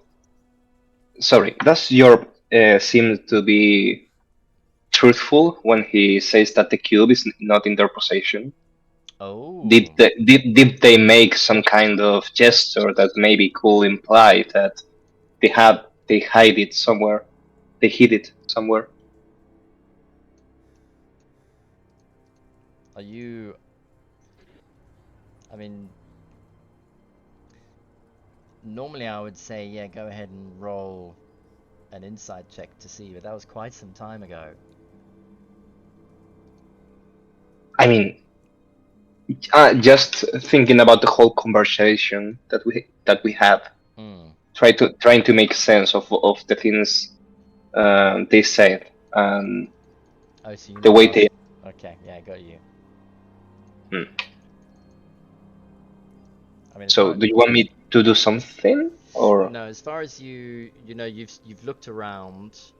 The shrine Mhm. is the layout and the way it looks is in line with all the others. You know, there's like an entrance, there's a pedestal. He's shown you the empty pedestal, and he's explained it to you. At the moment, I mean, if you want, you can. I'll let you roll an insight check with disadvantage because it's so Yeah, long sure. since the event. I trust them. They are good people. Explicitly, yeah. Well, yeah, I mean, look, the fact that they haven't attacked you and they invited you in, and now you found that they're in dire need of help, Mhm. has probably left you thinking they don't have that much to hide. The grung next to me seems to be a spellcaster. I look at him and say, "Is your magic more primal or arcane in nature?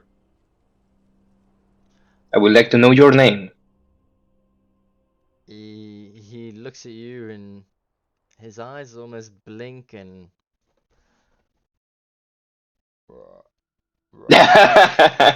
I understand him, and you but yeah. understand and he turns to Chief Yorb and he says, "What does this pink skin want to know?" Mhm. And Chief Yes. Yorb turns around to him and says, "Your name." And he looks at you and he goes, "Rabbit." His name is Ribbit. His name is Robert. Robert. Of course it is. Robert. Yeah, Robert. Robert. All right, Robert. I have a gift for you Robert.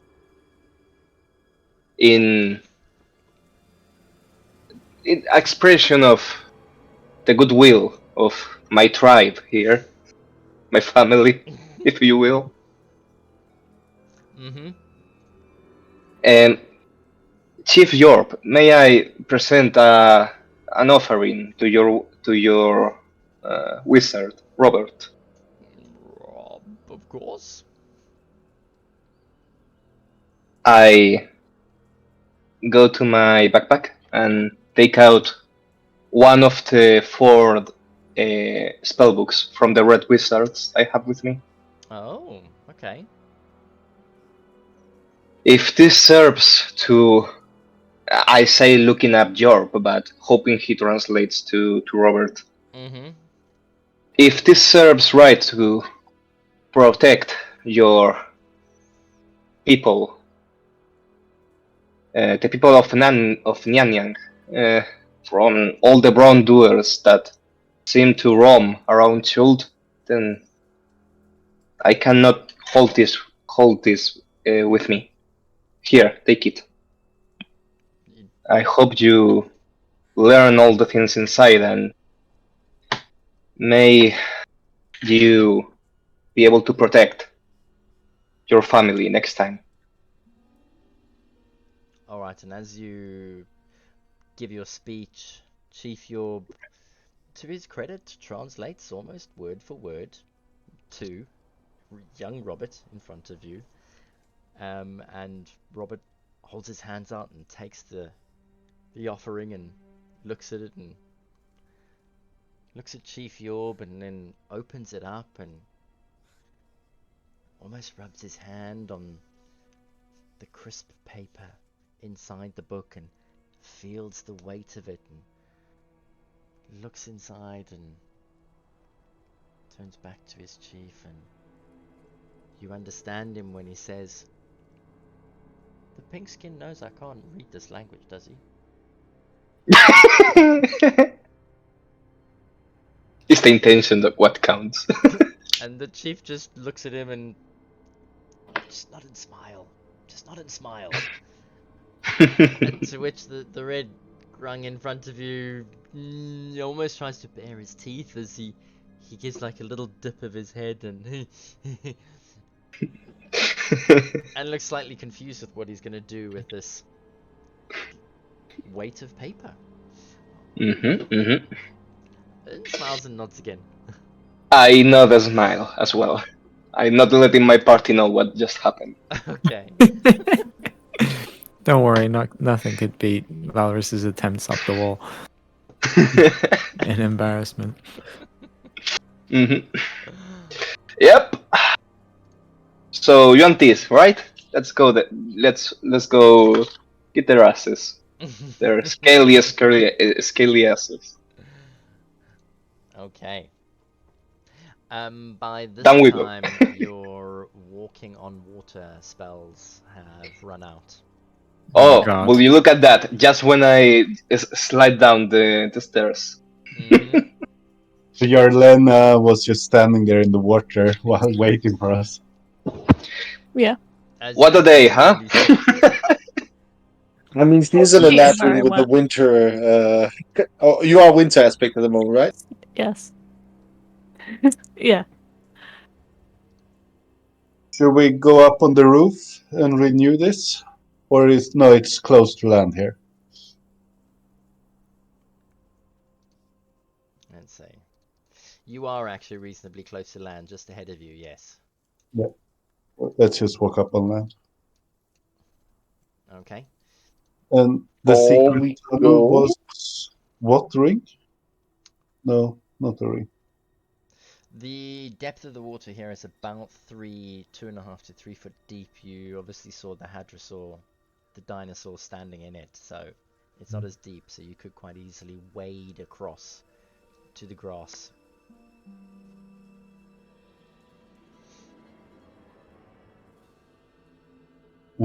You said you would mark the entrances on the map. I did indeed. Mhm. If I recall correctly, we were going to take a long rest after this nighttime. I have added a token onto the map. It is actually not too far from. There we go. Oh wait, that is you guys, isn't it? There you are. That should have moved everyone's map to the point, yes? Yeah, Um, it is small, but I see it. Yeah, you got to Yeah, see oh it. my it's a god. little star. It's a star with a map point, yeah. Yeah, we will have never found that by ourselves. Well done.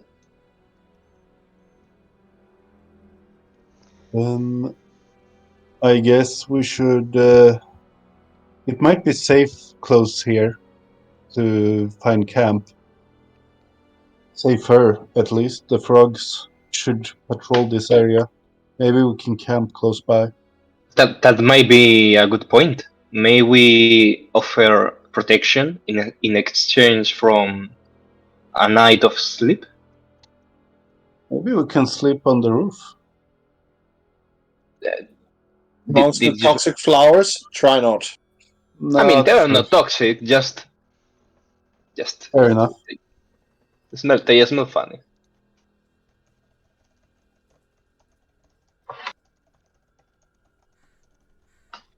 Luna will start wading through the water towards land. Okay. Follow Lunan. Yeah, following along. Mm-hmm. So everyone begins to exit and cross way through the water. Vargo, what are you doing? I'm following my party to whenever they go. Okay. Dusted with one last glance back, you take a look into the room.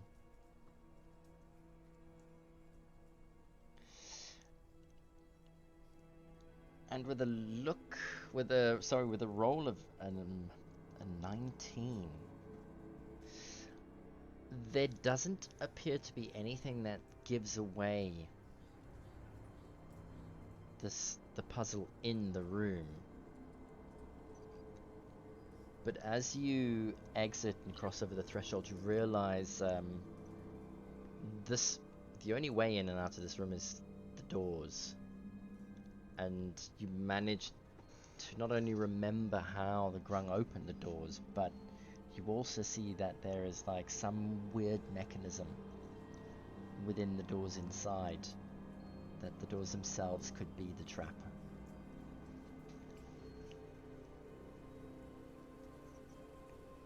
That's all that you can make out with a 19 though.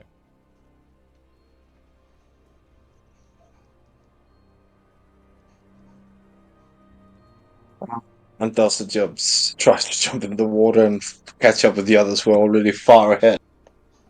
Okay. As you all wade across, you make your way over to landfall on the other side. There are a couple of squat buildings in front of you as your squelching muddy boots find purchase on the grass. One in particular, the low squat one in front of you, probably looks like it would be the easiest to scout through in the shortest amount of time. But the other one, the tall one, I mean, if you could get to the top floor, it would be able to offer a good vantage point to see if there was anything coming at you.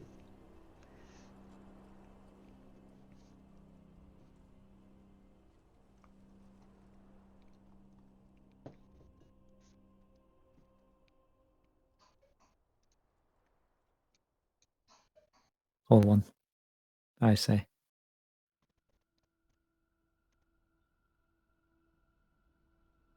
Anyone else? You said tall one? He did. Lunan says, yeah, we could maybe even take a better look at this inner circle. The Yeah, It's the door one from up might be there. good. Luna looks up the building and looks for signs of what are they called? These flying statues, Gargoyles. gargoyles, Yeah. and the light. On these particular buildings, yes, there are a few sitting on the rooftops. Is there any sign of like flying creatures going in and out of the building, or is there anything living you can see in the windows? There is nothing since you've been here flies above Omu. There are no birds. Anything that takes to the skies is immediately taken out and eaten by the gargoyles. So looking up, you don't see any nests or anything. You just see 3 or 4 gargoyles perched on the corners of each building. It would be pretty safe up there, I guess. Nothing can fly up there without arousing the gargoyle. But Hopefully they don't come after us themselves. But they don't seem to mind as long as we stay far away. as long as we don't fly, I guess. Close to them. Let's go in the building and take a look. Okay. Luden, are you going in first? Yeah, the other seems hesitant, so Luna will go first. Okay. As you go in, roll a perception check for me. Oh, But I can't perceive.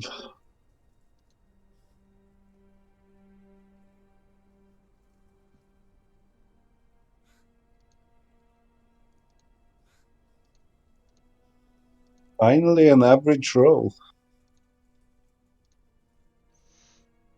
18. Pretty good. You cast your eyes about, and the building itself on the first floor looks, I mean, what you would expect from, something that sees rising tide and water. There's some water damage all over the place. Rubble and everything that has been washed up over here. The upper levels from where you are, you can see a stairwell that's slightly rotted, but it could probably work if you went up there, and the rest of it looks relatively intact.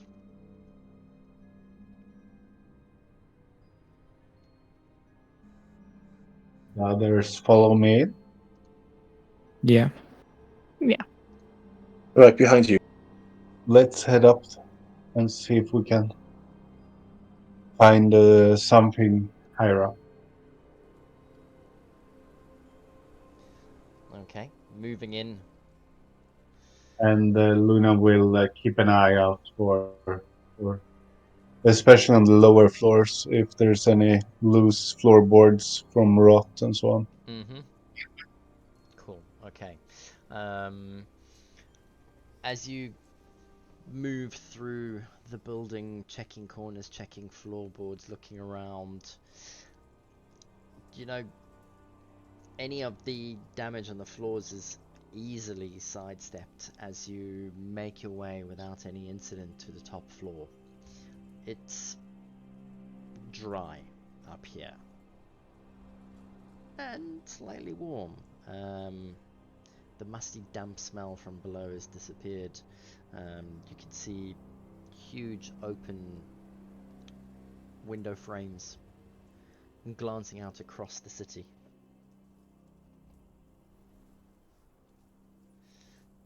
Otherwise, it's empty. We set camp here. Vargo, could you see if you can Do the identify hat. the dagger? Oh, that I can do that as well. Yeah.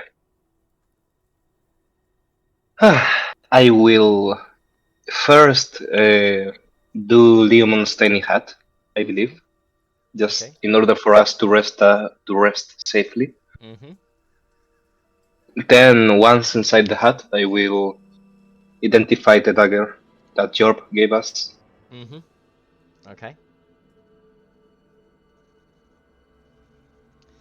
No problem. And are you going to identify the dagger inside the hut? Yes. Okay. And the rest of you, now that you're up here, what's going to take place?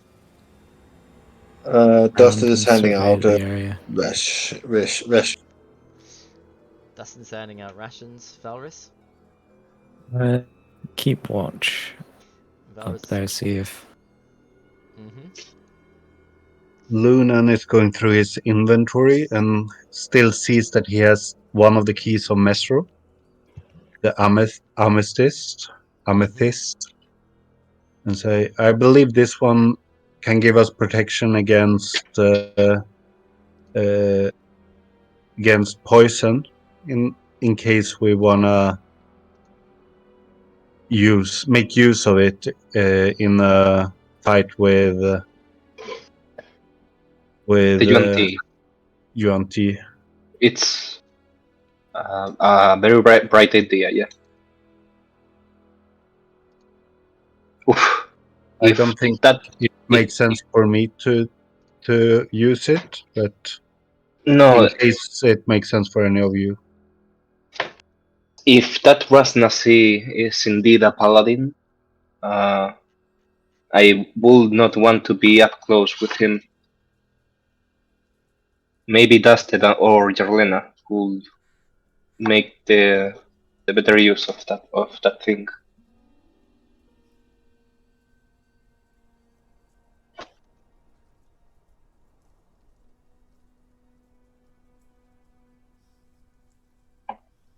Or not.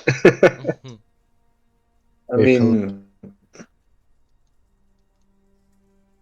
is it just a dagger? I mean, what does it do? Sorry, I wasn't. No, I was we're the key of talking- Mesro. The one that gives resistance to poison damage. Oh, Jarlan has got the one that I gave her, which may be of use as well. It wouldn't seem very out of character for him to use necrotic energy. But yeah, the necrotic one, I don't believe it provides resistance, does it? Oh, do they do different things? I thought they were all the same. I think they all give resistance against I'm not so sure actually. well, I'm benefit. running around with. Its advantage on saving throws against damage types listed. Yeah. I guess it's not as many if we're metagaming a bit more. It's not as many saving throws done when it comes to necrotic compared to poison, but Poison, yeah. I mean, what is it? There's Toll of the Bell, definitely, or Toll of the Dead. hmm I think it might be more important to do being able to re-roll once if you have a lot of necrotic damage dealing. I mean, I'm expecting Rasnasi if he's UNT to have some kind of poisony Yeah. stuff going on. Yeah, most likely. But I think if we might not meet him first, we might just meet others. That's Like, a good question, actually. Bargo pulls out Bargo's Guide to Monsters. Does it? I recall they mentioned UNT, but I don't recall if the book mentions poison. How would I put it?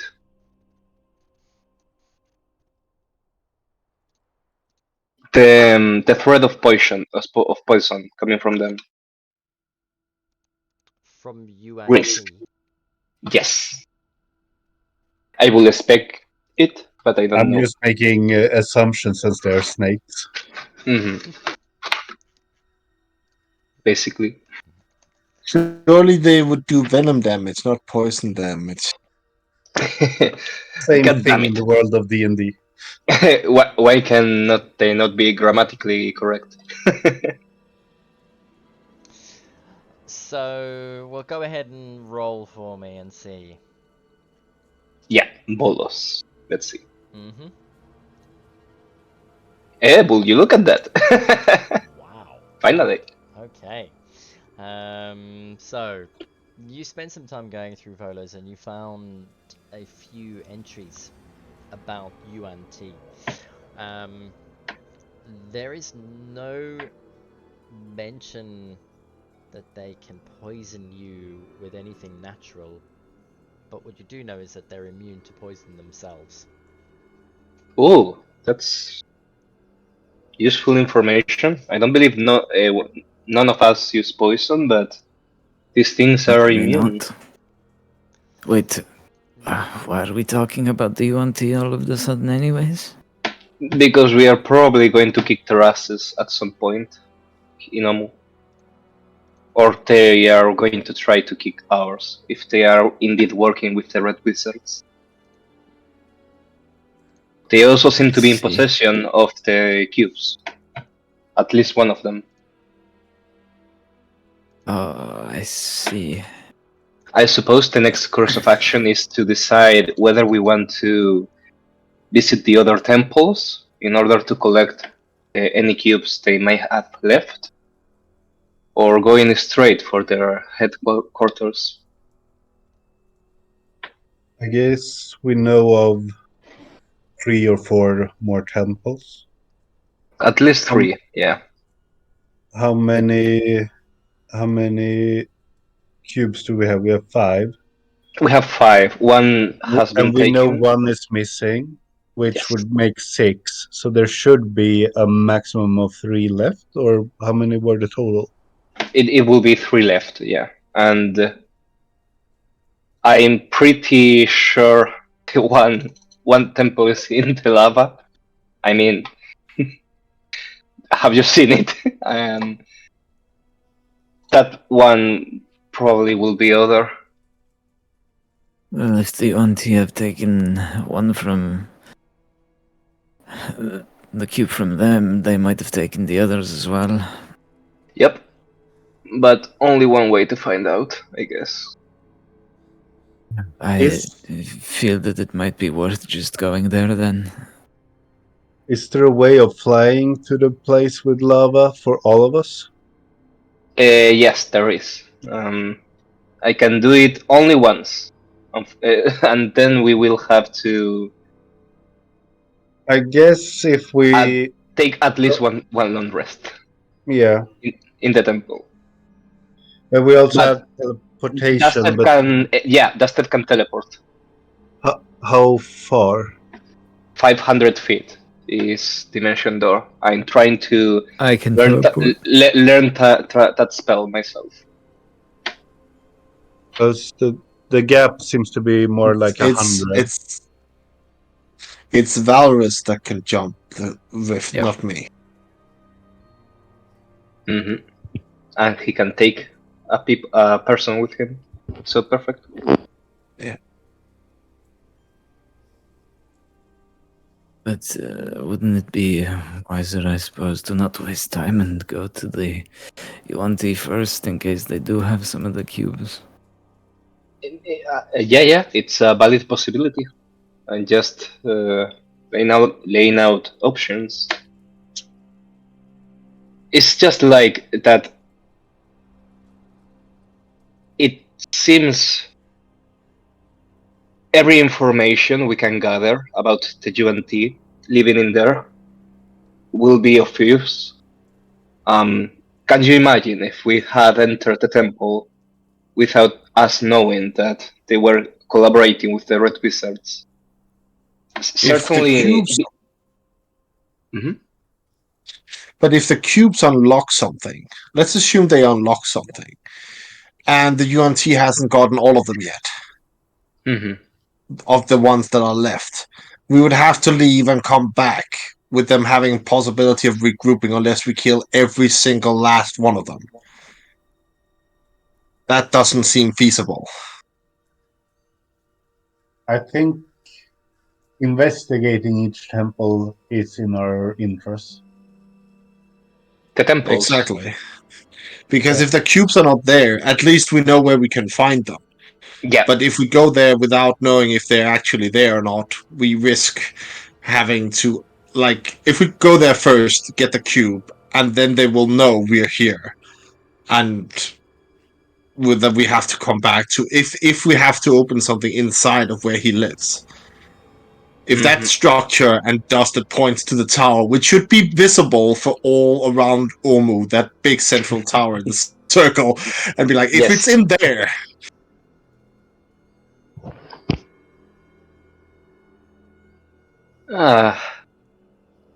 As I said, I'm so as much good. to swim in lava.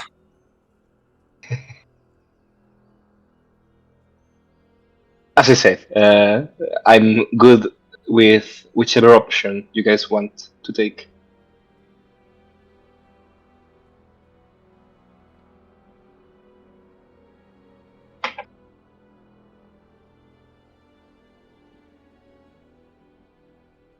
And by the way, I have to start my ritual all over again. Hand me that dagger. I take out a pearl and continue to do and start to do the ritual. Identify again. Okay. The dagger turns out to be just a +1 dagger. Oh, I hand it back to Dustin.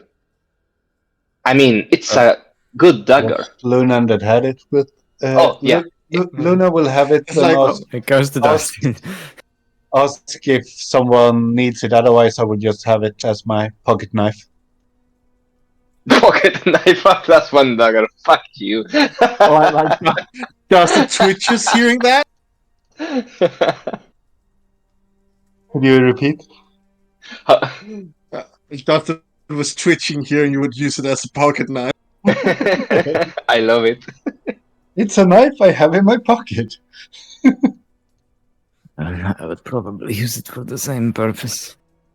Lunan uses the dagger just to clean up his nails. Just for that. I will have the cleanest of nails. No, but I'll trade you one of my bandolier daggers just so you don't do that. Like, give it here.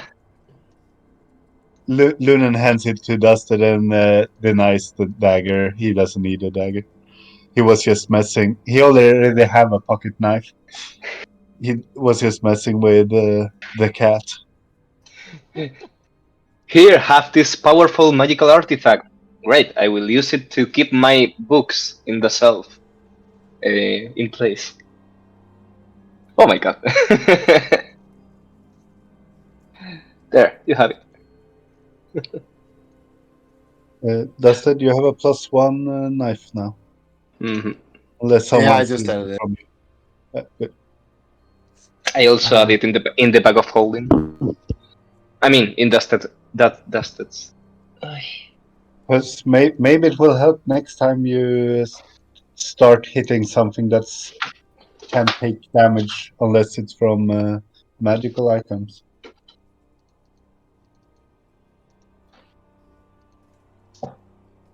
All right. Let's try to sleep.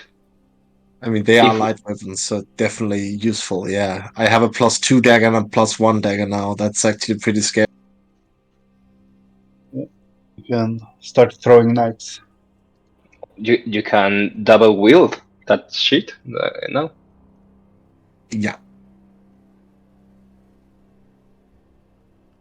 Anyways, I'm going to sleep, guys. guys. I cast death on myself. If I believe that's a spell that exists. Yeah. Power Definitely word blindness, kill. yeah. Dead. Oh wow! What Wait, blindness definitely will work. Oh my god, that's actually a good strategy. Cast death on yourselves against a lich or something. I will write that down before I forget. It's simple enough at the moment. Just walk in the direction of a window and don't stop. I guess it will. I guess it will help against any command spells, but You can't kill me if I do it I'm deaf. myself. they raise you and kill you again. DM question: Mm-hmm. If I'm deaf by effects of a spell like blindness, deafness, and let's say Lunan tries to cast Healing Word on me, will it work? It should work. Yeah, But I cannot unless hear it. I think unless Yeah. the spell says like, oh, they have to hear you, I think they Mm. work.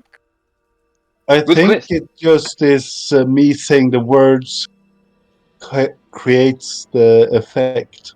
I see. I understand. Anyways, good It's more like food for if you thought. have a zone of silence, you can't cast it. Yeah. All right. I get it. Let me share You can the still be spell power word killed. and see what it says. That you can see. The only condition there is that you can see the creature and that the creature is not undead or construct. So yeah, it Yeah, will work. and Nice. the component is verbal. So if you can't do the verbal part, Mm-hmm. you can uh, cast it. All right. So I will not deaf myself. If we fight something that speaks words. Okay. Nah, it's better to blind them because then they can't see you. Good point. I imagined all of this like cheat chat that we have as we go to sleep. By the way, As you're lying on the top of this tower. inside the head. One of those shower thoughts.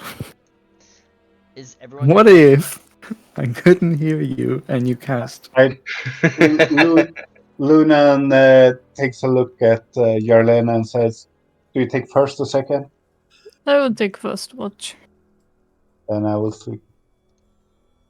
It's Lunan so goes to bed as convenient to well. have two elves with us. Mm. Okay. Lunan and Yelena roll perception checks for your watches, please.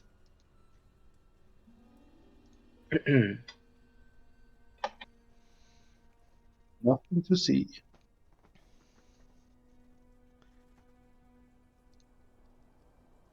Okay.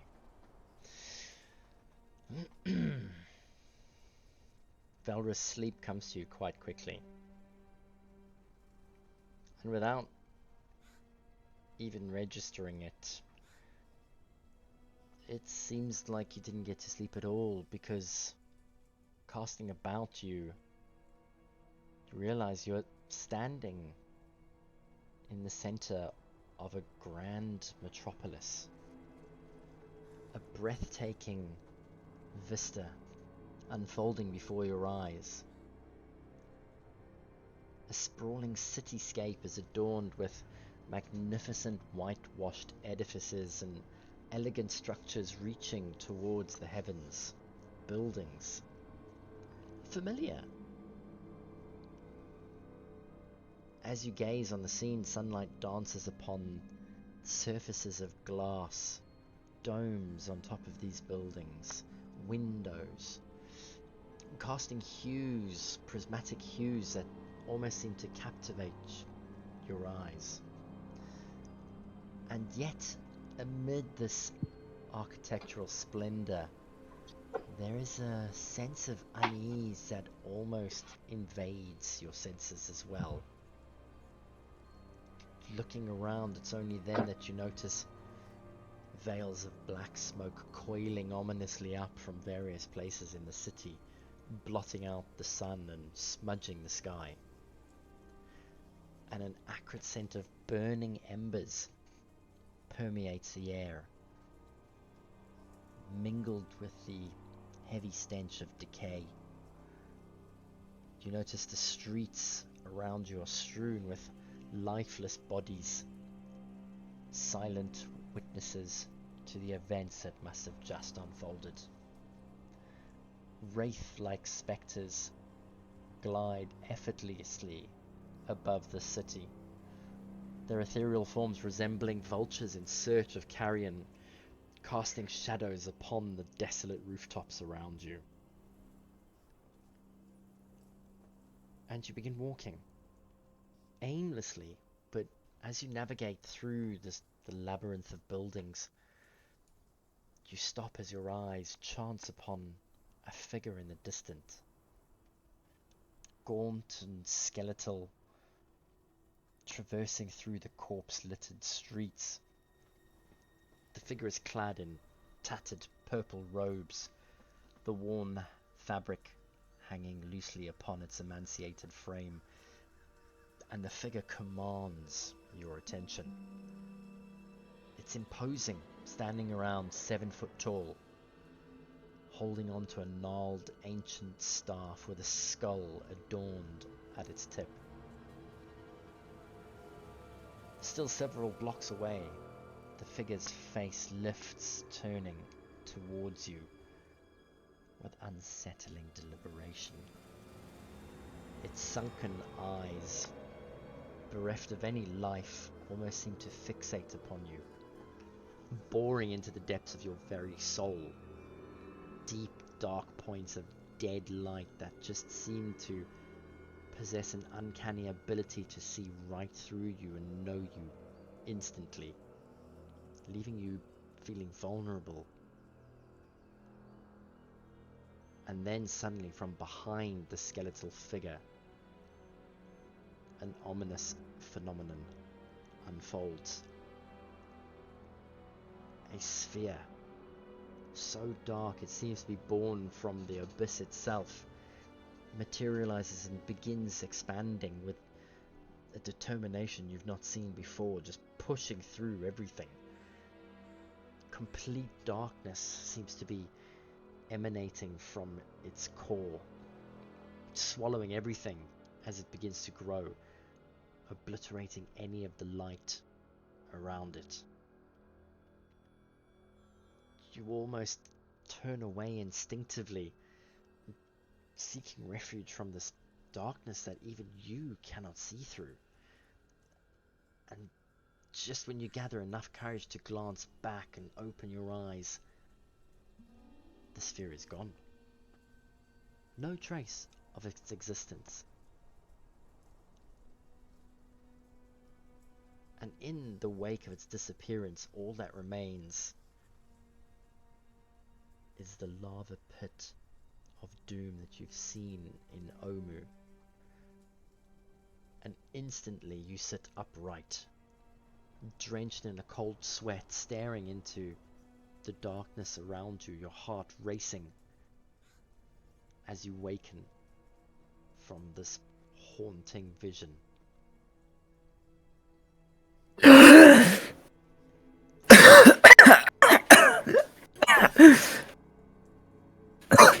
He sort of gasps for air and goes into a bit of a coughing fit.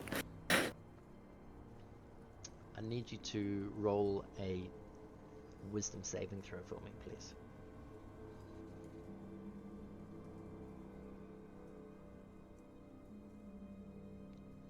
Okay.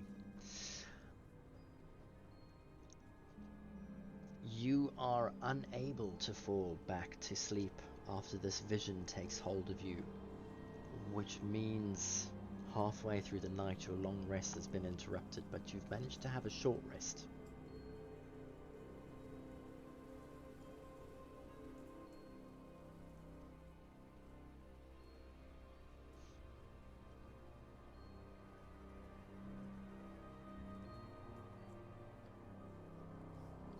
I have to pick how many hit dice I want to use for that, right? Mm-hmm. Okay. The rest of us did manage to finish our long rest, DM. You will do, as long as Valrus doesn't wake you all. I guess Luna will be awake with him for the last 4 hours. Mm-hmm. Yeah, just before the shift changes, you do hear the coughing and the spluttering from Valrus as there is some movement and you notice he's sitting upright. Lunan is the second shift, so it would be Yarlena first. Oh, my bad. Yelena, yeah. I guess if it happens at the end of her thing. Mm-hmm. Yeah. Yes. So she goes to wake up Lunan. She'll just walk past Varys, tap him on the shoulder, and say, "Are you okay?" Is Lunan awake yet? No, she's waking him up after.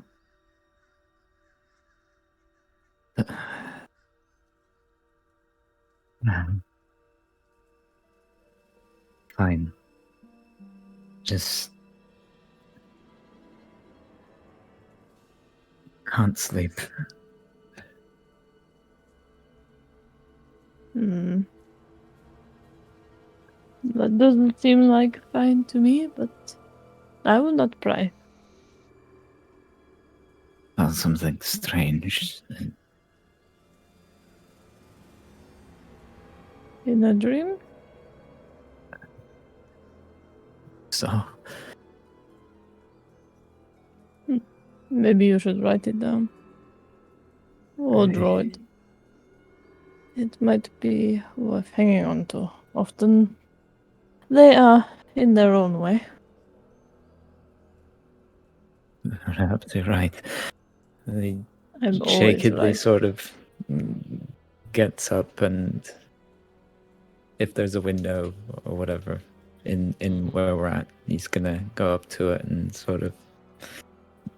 Does he? Oh, he does have scrolls, I believe. From You're his not background. considering jumping out the window, are you? Doesn't respond with anything and just takes out his Valrys? case and sort of grabs a piece of paper from his scroll case and starts trying to draw what he saw. Mm-hmm.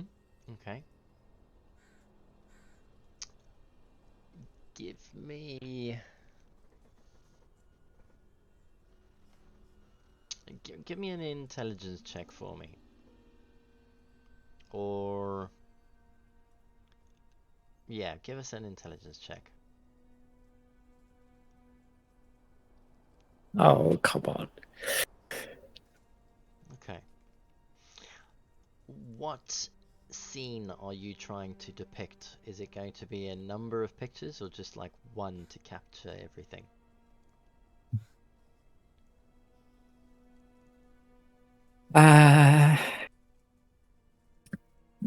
Two moments perhaps. One with the skeletal figure and one with the expanding darkness. Okay.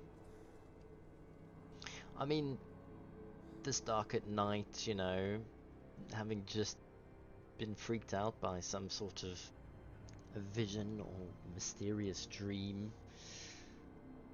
The drawing is closer to that of a child than it is to that of an artist, but you capture the essence of what you've witnessed.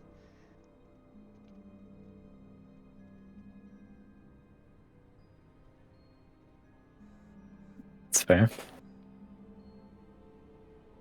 It's not quite the skeleton as a stick man, but hey, you know. With a 9, it's kind of okay.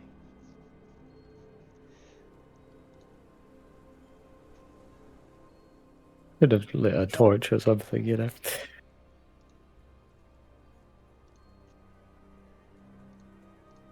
Yarlena will just nod, and then she'll wake up Lunan. Mm-hmm. And then change shifts. Yeah. And she'll just go, I don't know, sit somewhere nearish to Varys. Meditate. Okay. Lunan, you get roused from your meditation as it's time to change over shifts, and as you glance around, everyone is peacefully sleeping, but Valrys is sitting at one of the windows of the floor, and it looks like he's drawing. I walk up to him and like, why are you not sleeping? You will get exhausted doing this. Figured I'd help keep watch. I don't mind some company. How does he look physically? Does he look injured? Roll an insight check, or actually a perception check, either one for me. Valrus, are you trying to cover up any effects from... Probably, yeah. Okay. In which case, then maybe you should roll a deception check for me. Let's get a contest going. Ooh. There's definitely something that's not sitting right with you, Lunan. You can see he's trying to cover up something, whether it's fear of something or like you can't quite put your finger on it. But he's doesn't look like he's willing to go back to sleep. Okay. Luna will grab his necklace and make a small prayer. Mm-hmm. In essence, I will cast both healing words and give him a touch, Mm-hmm. and greater restoration on him. Oh. Wow. Rolling out the red With carpet, aren't you? with the necklace. Yeah, it will reset at sunset, so Okay. mm, Go ahead and... so yeah. I can share you the greater restoration spell effects.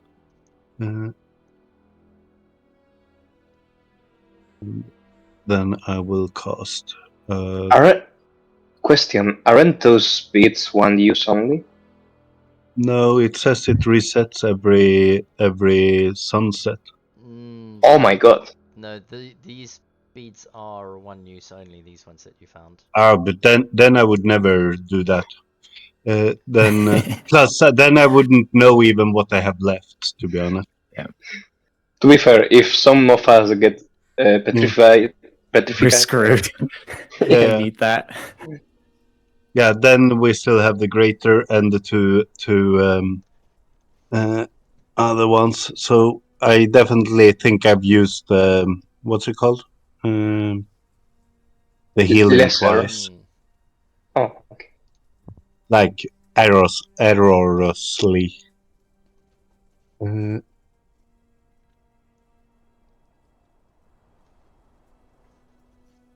Because in the text of the item, it's once a magic bead spell is cast, the bead can't be used again until the next dawn.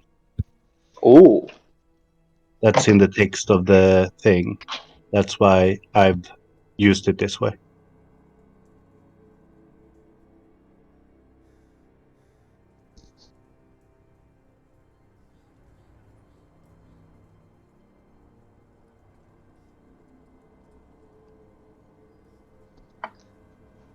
But if you intended it to be only once and then no more, that's not a problem. I will just I keep track of it like that from now on. I but did. I'm just trying to find out where I wrote it. but yeah, it's weird. The text. Hmm. You might have written it in the chat somewhere, but I don't go back and look in the chat every time. That's fair. As is, as it is written. Funnily enough, Lunan is right. Mm-hmm. The bead loses the magic when you use it, but once the magic bead spell is cast, the bead can be used again until the next dawn. So that implies that the bead can be used again. I agree. Oh my god, this item is broken. Yeah. Oh my god. Wow. I'm just thinking, thank goodness it was only lesser restoration. That the healing is fine, I don't mind if that resets. As long as it's not resurrection. It's none of them is resurrection. It's a restoration. Mm. Are one Yeah, of the but only spells. lesser, not greater. Yeah. Oh So my god, you can it you can was cast. it was written that it was loaded with the following, because that Uh-huh. I've noted down. Mm. And where did I write that? It's written. And you can on cast spells that normally take an action to cast as a bonus action. That's incredible as well. Mm. Oh my god. that I might even have missed. I've always cast it as a action. No, bonus action. Yeah, Incredible. I believe you. I'm just saying how I've done it. No, I don't remember where I wrote that. It's written here. It's I. written here. Mhm. It's 2 lesser resurrection, 1 cure wounds, 1 bead of blessing, which is the bless spell, and then 1 greater. That's what we were given.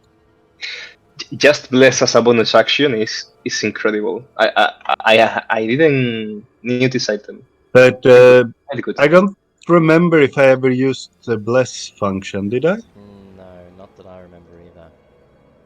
So I think I've only used the cure wounds like twice or 3 times. Yeah. So far. So then I will not use them anymore if we can have that discussion later what the effect of this spell will be. But I will not cast anything in that case Well, we're gonna. Good. for I now. should have created a new item for it if I wanted to be a consumable. So we'll go by the text Yeah. as written. Like I said, they're only cure and restoration. I'm okay with that. Yeah. So they will. You can use them, Lunan, and they will reset at dawn. Damn. Yeah. Great.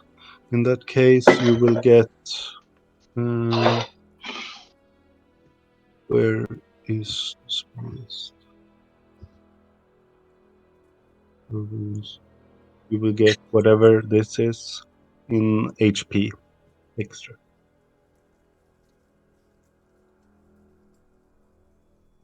Okay. And if he does have an exhaustion on him, Lunan wasn't sure, but he looked pretty exhausted. Mechanically, I don't think he had it, but Lunan cast it on him. Correct. Yeah. Cool. Okay. I mean, Valrus, afterwards you feel restored, slightly rejuvenated and healed.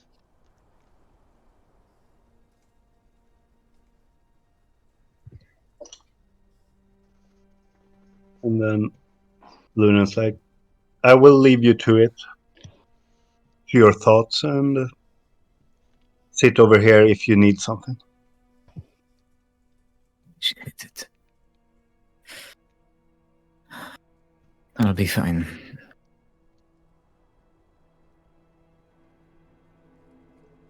Try and help keep watch. Okay. Roll a perception check for me for your watch then. I did. It's slightly up. I rolled it at the same time as Yorland. I meant Valrus, Oh, sorry. because he's joined your watch now. The Night's Watch. Okay. 12. Right. Your watch continues uninterrupted. Nothing really happens, and it's reasonably quiet around here at night. But yeah, you and Lunan sit and slowly watch the sun begin to rise.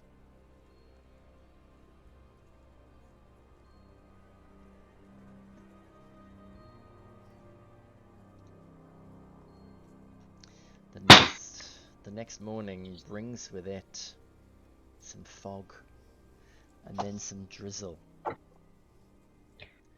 which persists for about an hour until everyone else starts to slowly rouse from their slumber. Oh my god. Much better.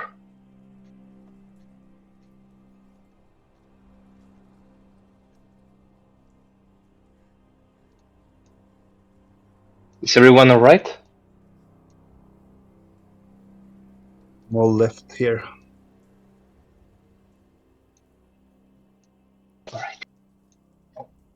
Yes.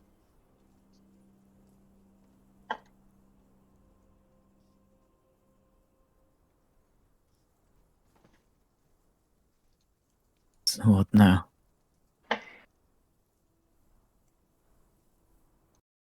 Huh. We go find those Yanti. Or do we go to the temples? Both options are fine.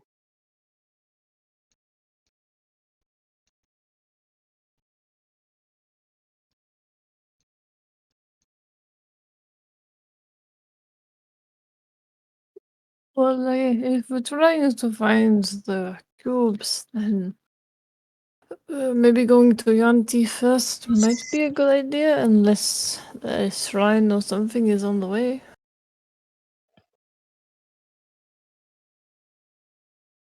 I believe that from where we are at, that's not the case, no.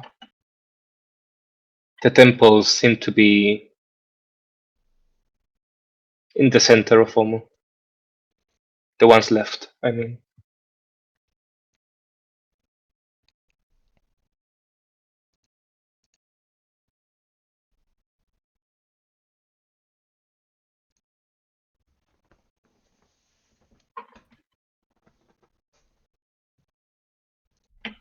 Are you having trouble deciding? Mm, what do all of you want to do? Lunan mean, is sitting can all- fine. we can always vote. We have never voted before. This is a democracy. Plus, we are 5, so no ties. What is a democracy? You don't have democracy where you're from. I don't know. She's an Eladrin, right? That's nobility stuff. Last time I checked. Mm-hmm. I think This is how- all of these characters are from places that have theocracy, not either theocracies, monarchies, or some kind of aristocracy. I don't think anyone comes from an area that has like I, anything that I mean, resembles the democracy. I'm from Bargo is from Cormyr. In Cormyr, we have a monarchy, but it's a pretty relaxed one. So this is how it works. And you're telling so You broke that there, buddy. I didn't hear you. no, it's fine. Just keep going. So this is how it works. I will take a piece of paper from my backpack,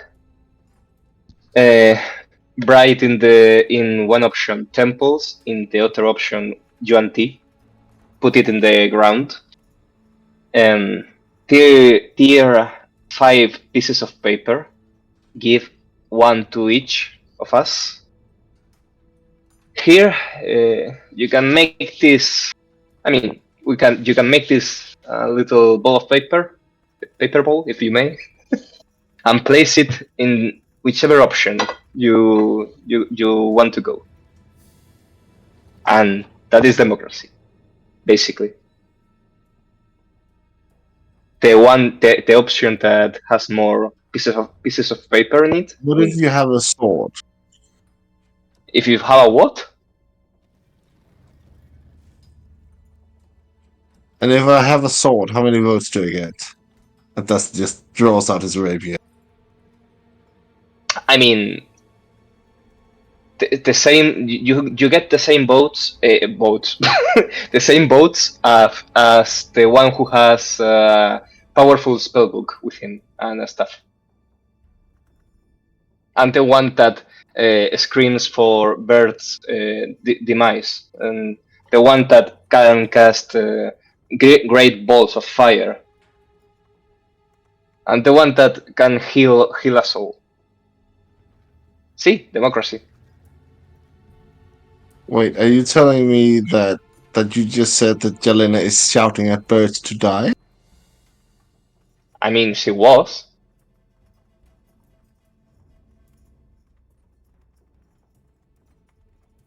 But Either way, my vote is for the temples, Lunan says as he stops praying. alrighty. One vote for the temples. Mine is for the temple as well. I don't care where we go. So long as there is something to kill.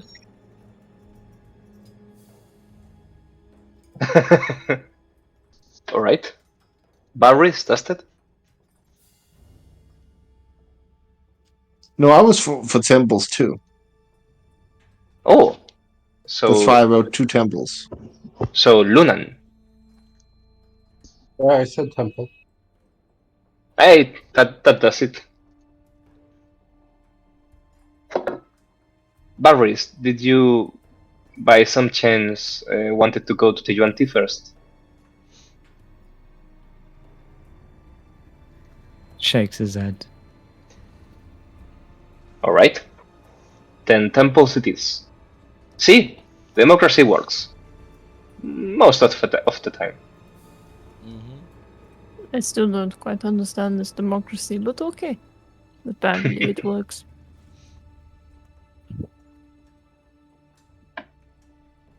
Question is, which temple first? Oh, I guess the one near the water, the river, is the easiest one. That's easy.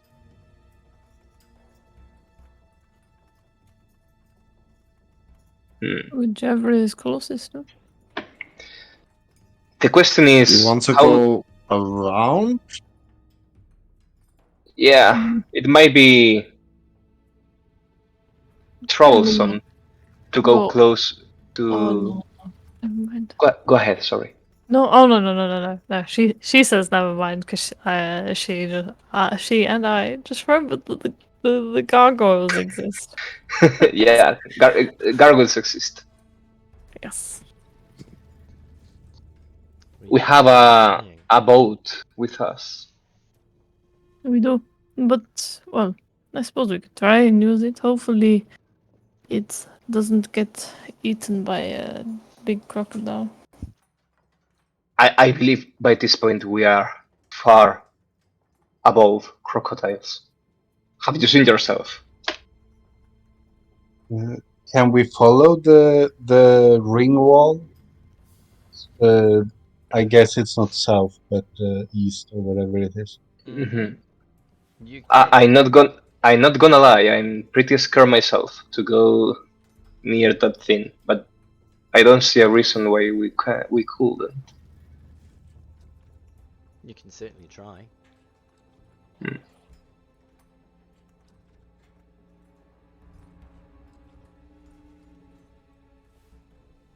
I think we can do it. We are practically gods, as a wise person once said. Plummets, I think. Where have you been living? We are nothing like gods.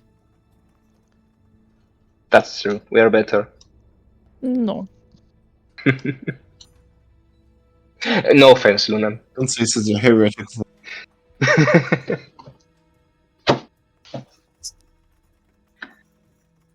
Right. I would say knowledge is divinity. The more you know. I happen to agree with that.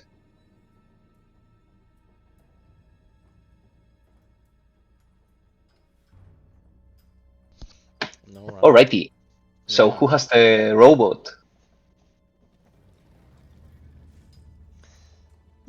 That would be Yelena. Yes. Elena does indeed have the robot. She has the boat. Oh my god. Sorry, I'm trying to feed the cats because they wouldn't leave me alone. It's a nice problem to have. Yeah, if we're at the water's edge, she'll start setting it up. Okay, well, I mean, you're still in the tall building. Yes. But is it at the water's edge? The building is at the water's edge, yes. Oh, here we go. Alright. Yep, out the window. You're jumping out the window, or are you throwing the boat out the window? I'm gonna Wait, get in the if boat we- and jump out the window in the boat. We All all right. we place the boat sticking halfway out, and then we sit down in the boat and just Yeah. tilt the weight forward a bit. The question is, does Featherfall work if with the boat as well? Let's see. If we all hold the boat, Yes. If you all push at the same time, it might. Or we can just go down the stairs. Because the spell says creature, so I don't believe that it works. We could hold on to it. But yeah, So- we'll so we'll go down the stairs. I was every- gonna say if the boat weighs a lot, that might not work, but you are carrying it by yourself, so yeah, I guess. Every time you cast Featherfall, your clothes falls off you. You're like, damn it, only the creature. All right. Alright, so you're gonna exit the building and climb and put the boat together? Yes. Okay. Yeah, that's not a problem. It takes 5 or so minutes to assemble. As you walk away from the building to the water's edge, where is your destination going to be? Where are you heading? How are you going to get there? Trying to circle around the complex, the circular complex right there, and taking the main current to this temple first. I will guess. Will be my guess. Do we want to go out into the swift current? It's a good question. How strong were the currents, actually? The current is moving roughly 3 miles per hour.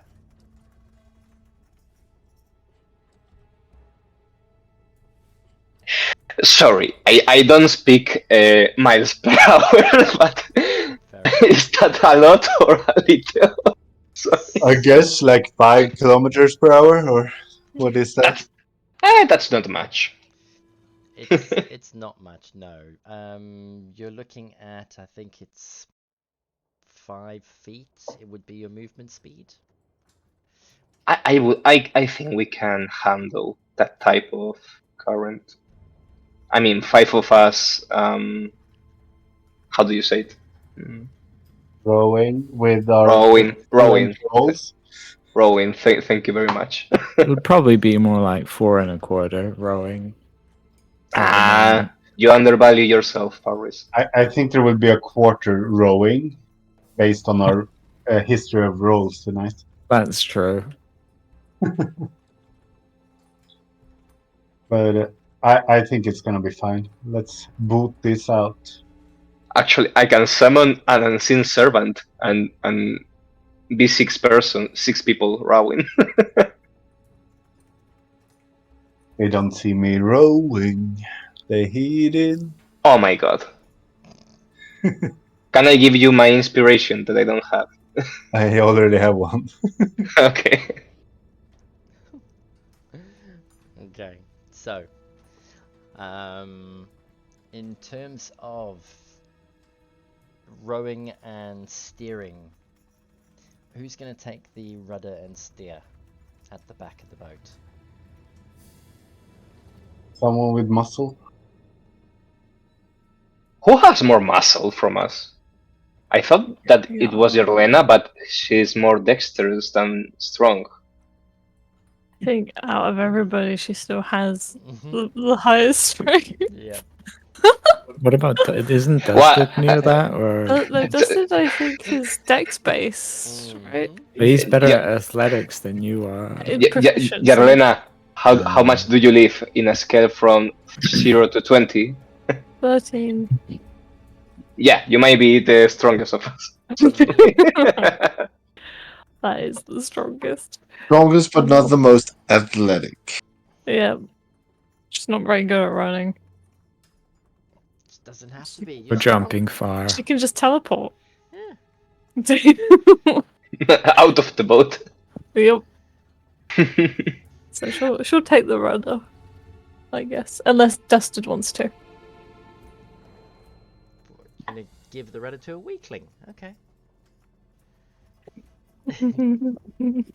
That's true, actually. Maybe not. Okay. So who is not going to be rowing besides Yelena? That would be Barry's. Probably not. He's like But Barry's looking has real had bad. a rough night, yeah. Yeah. Okay. So Valrus is Bargo will row.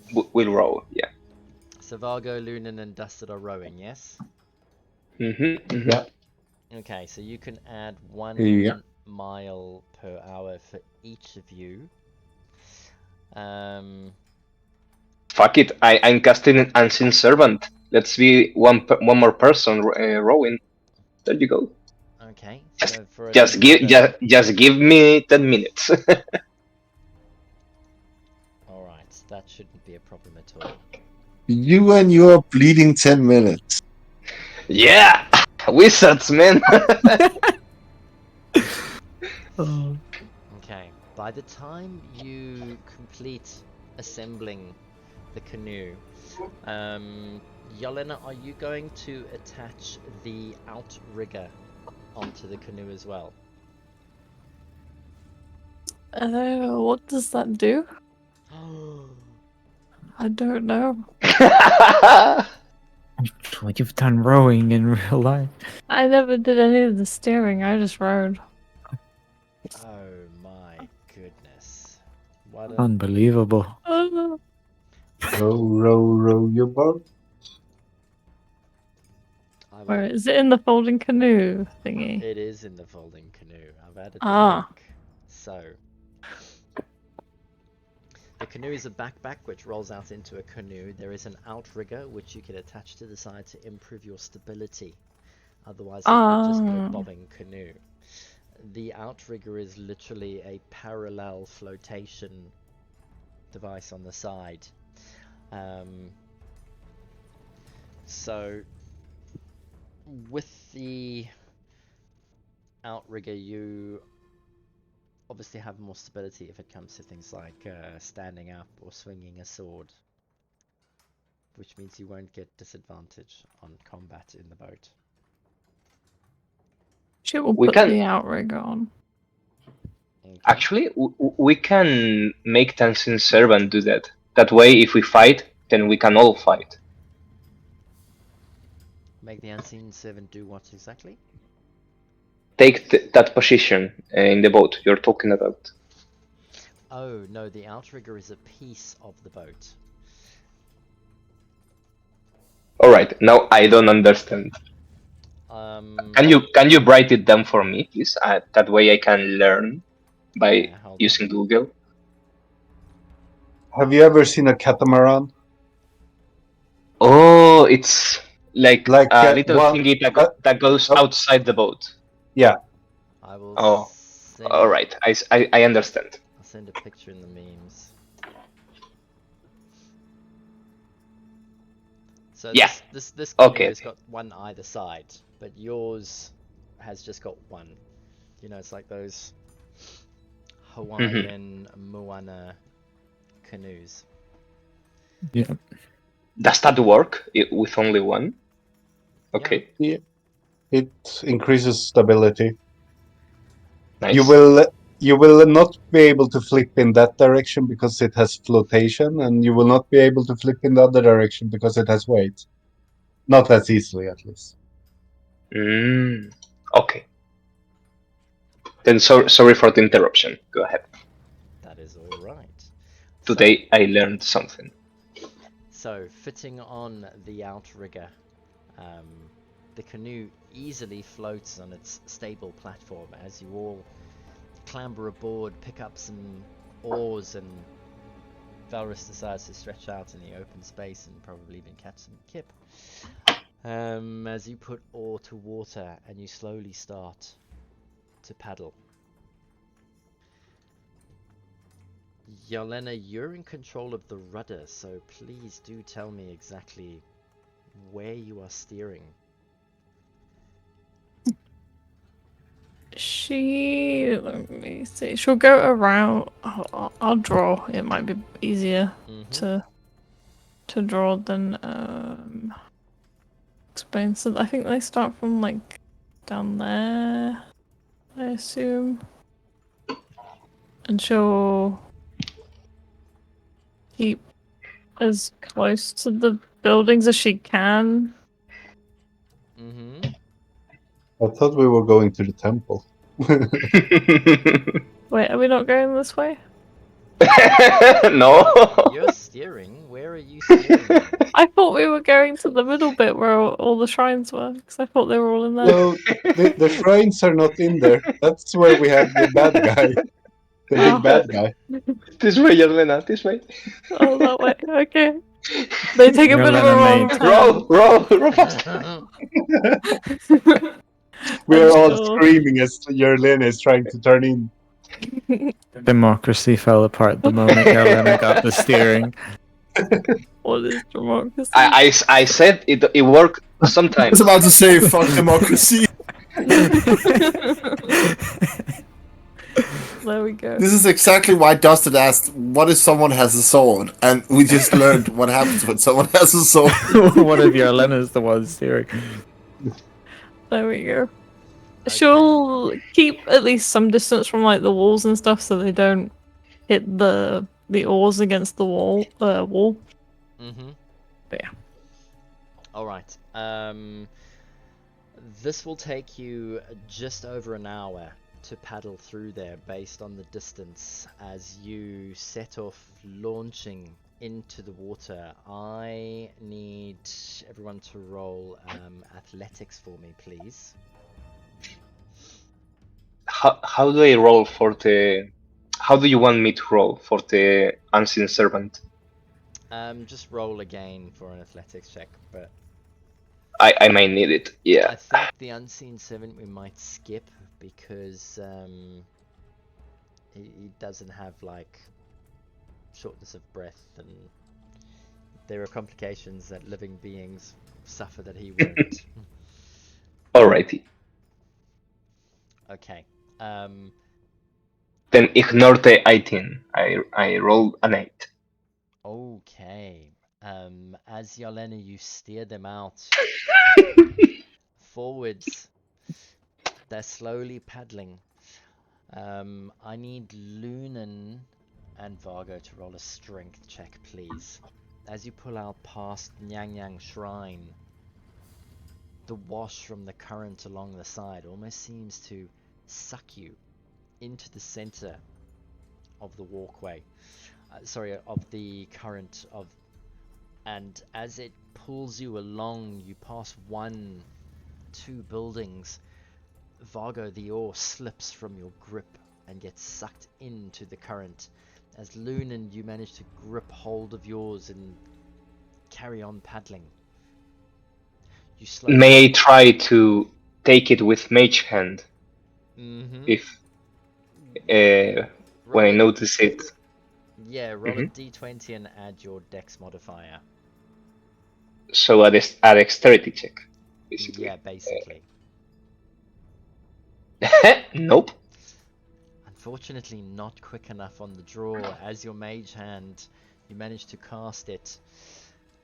The oar slips under the water out of sight and disappears into the muddy waters. I need Yelena to roll a perception check for me, please. As you pass the great big apex of the walled royal palace, Yelena turns the rudder to turn in, and all of you begin to cause a commotion as she starts to take the wrong way around. And Yelena, as you struggle with the rudder to turn around, just as you leave the walled area and you continue around this outside of the circumference, out the corner of your eye, about 60 feet away, you notice movement. I'm I'm going to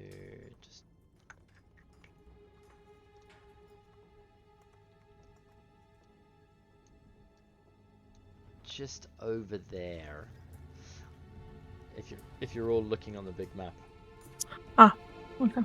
Yeah, just over there you notice some movement. You can't quite put your finger on it, but they look like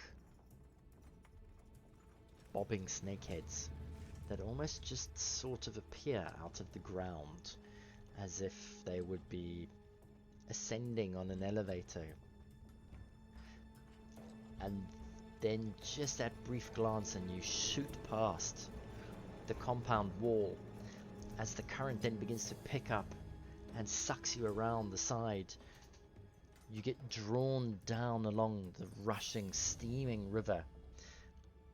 Broken buildings ahead of you as all of a sudden the rapids start to pick up. The current grabs you and swings you down around the circle. I need everyone to roll a dexterity check for me, please. As you go zooming down with 4 of you paddling, plus the canoe, plus the current, you're looking at shooting down 12 miles an hour. Wow, that's some very good dex checks as you all begin paddling, keeping hold of your paddles and going with the current. Yelena, you decide not to fight the current as you let the rudder swing loosely against the tiller and you slowly navigate your way through the rapids as you come pushing out past the walled area nearer the land. The current almost seems to slow just a little bit, and then it's almost smooth sailing as you keep the boat as close to the shoreline as possible. I need one last dex check from you, Yelena.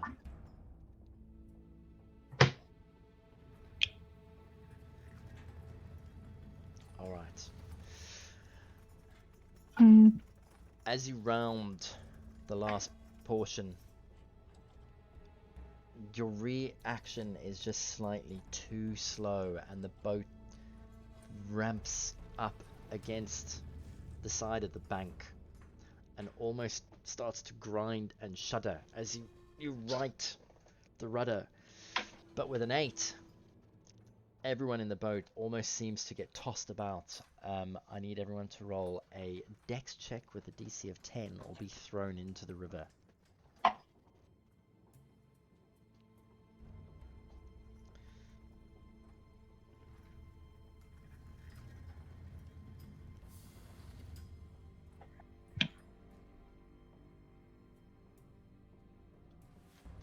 Alright,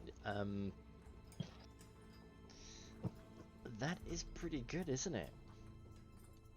Yeah. Everyone got above 10. Been worse. Yeah. As you all manage to grab hold onto the side or get your oars stuck in and give yourself enough leverage or balance to keep inside the canoe, as Yelena just manages to squeeze the rudder and pull you back into some open water. The current catches the outrigger around on the other side and then swings you and pulls you around the final bend. 100 meters up ahead, in the distance, you can see 2 flat buildings rising on the ground above. The shrine just ahead of it as well. As you've safely made it in the early morning to the next shrine, where we will pick up when we next meet in our next session. Hell yeah. Well done. Hell yeah, cool. Good job, everyone.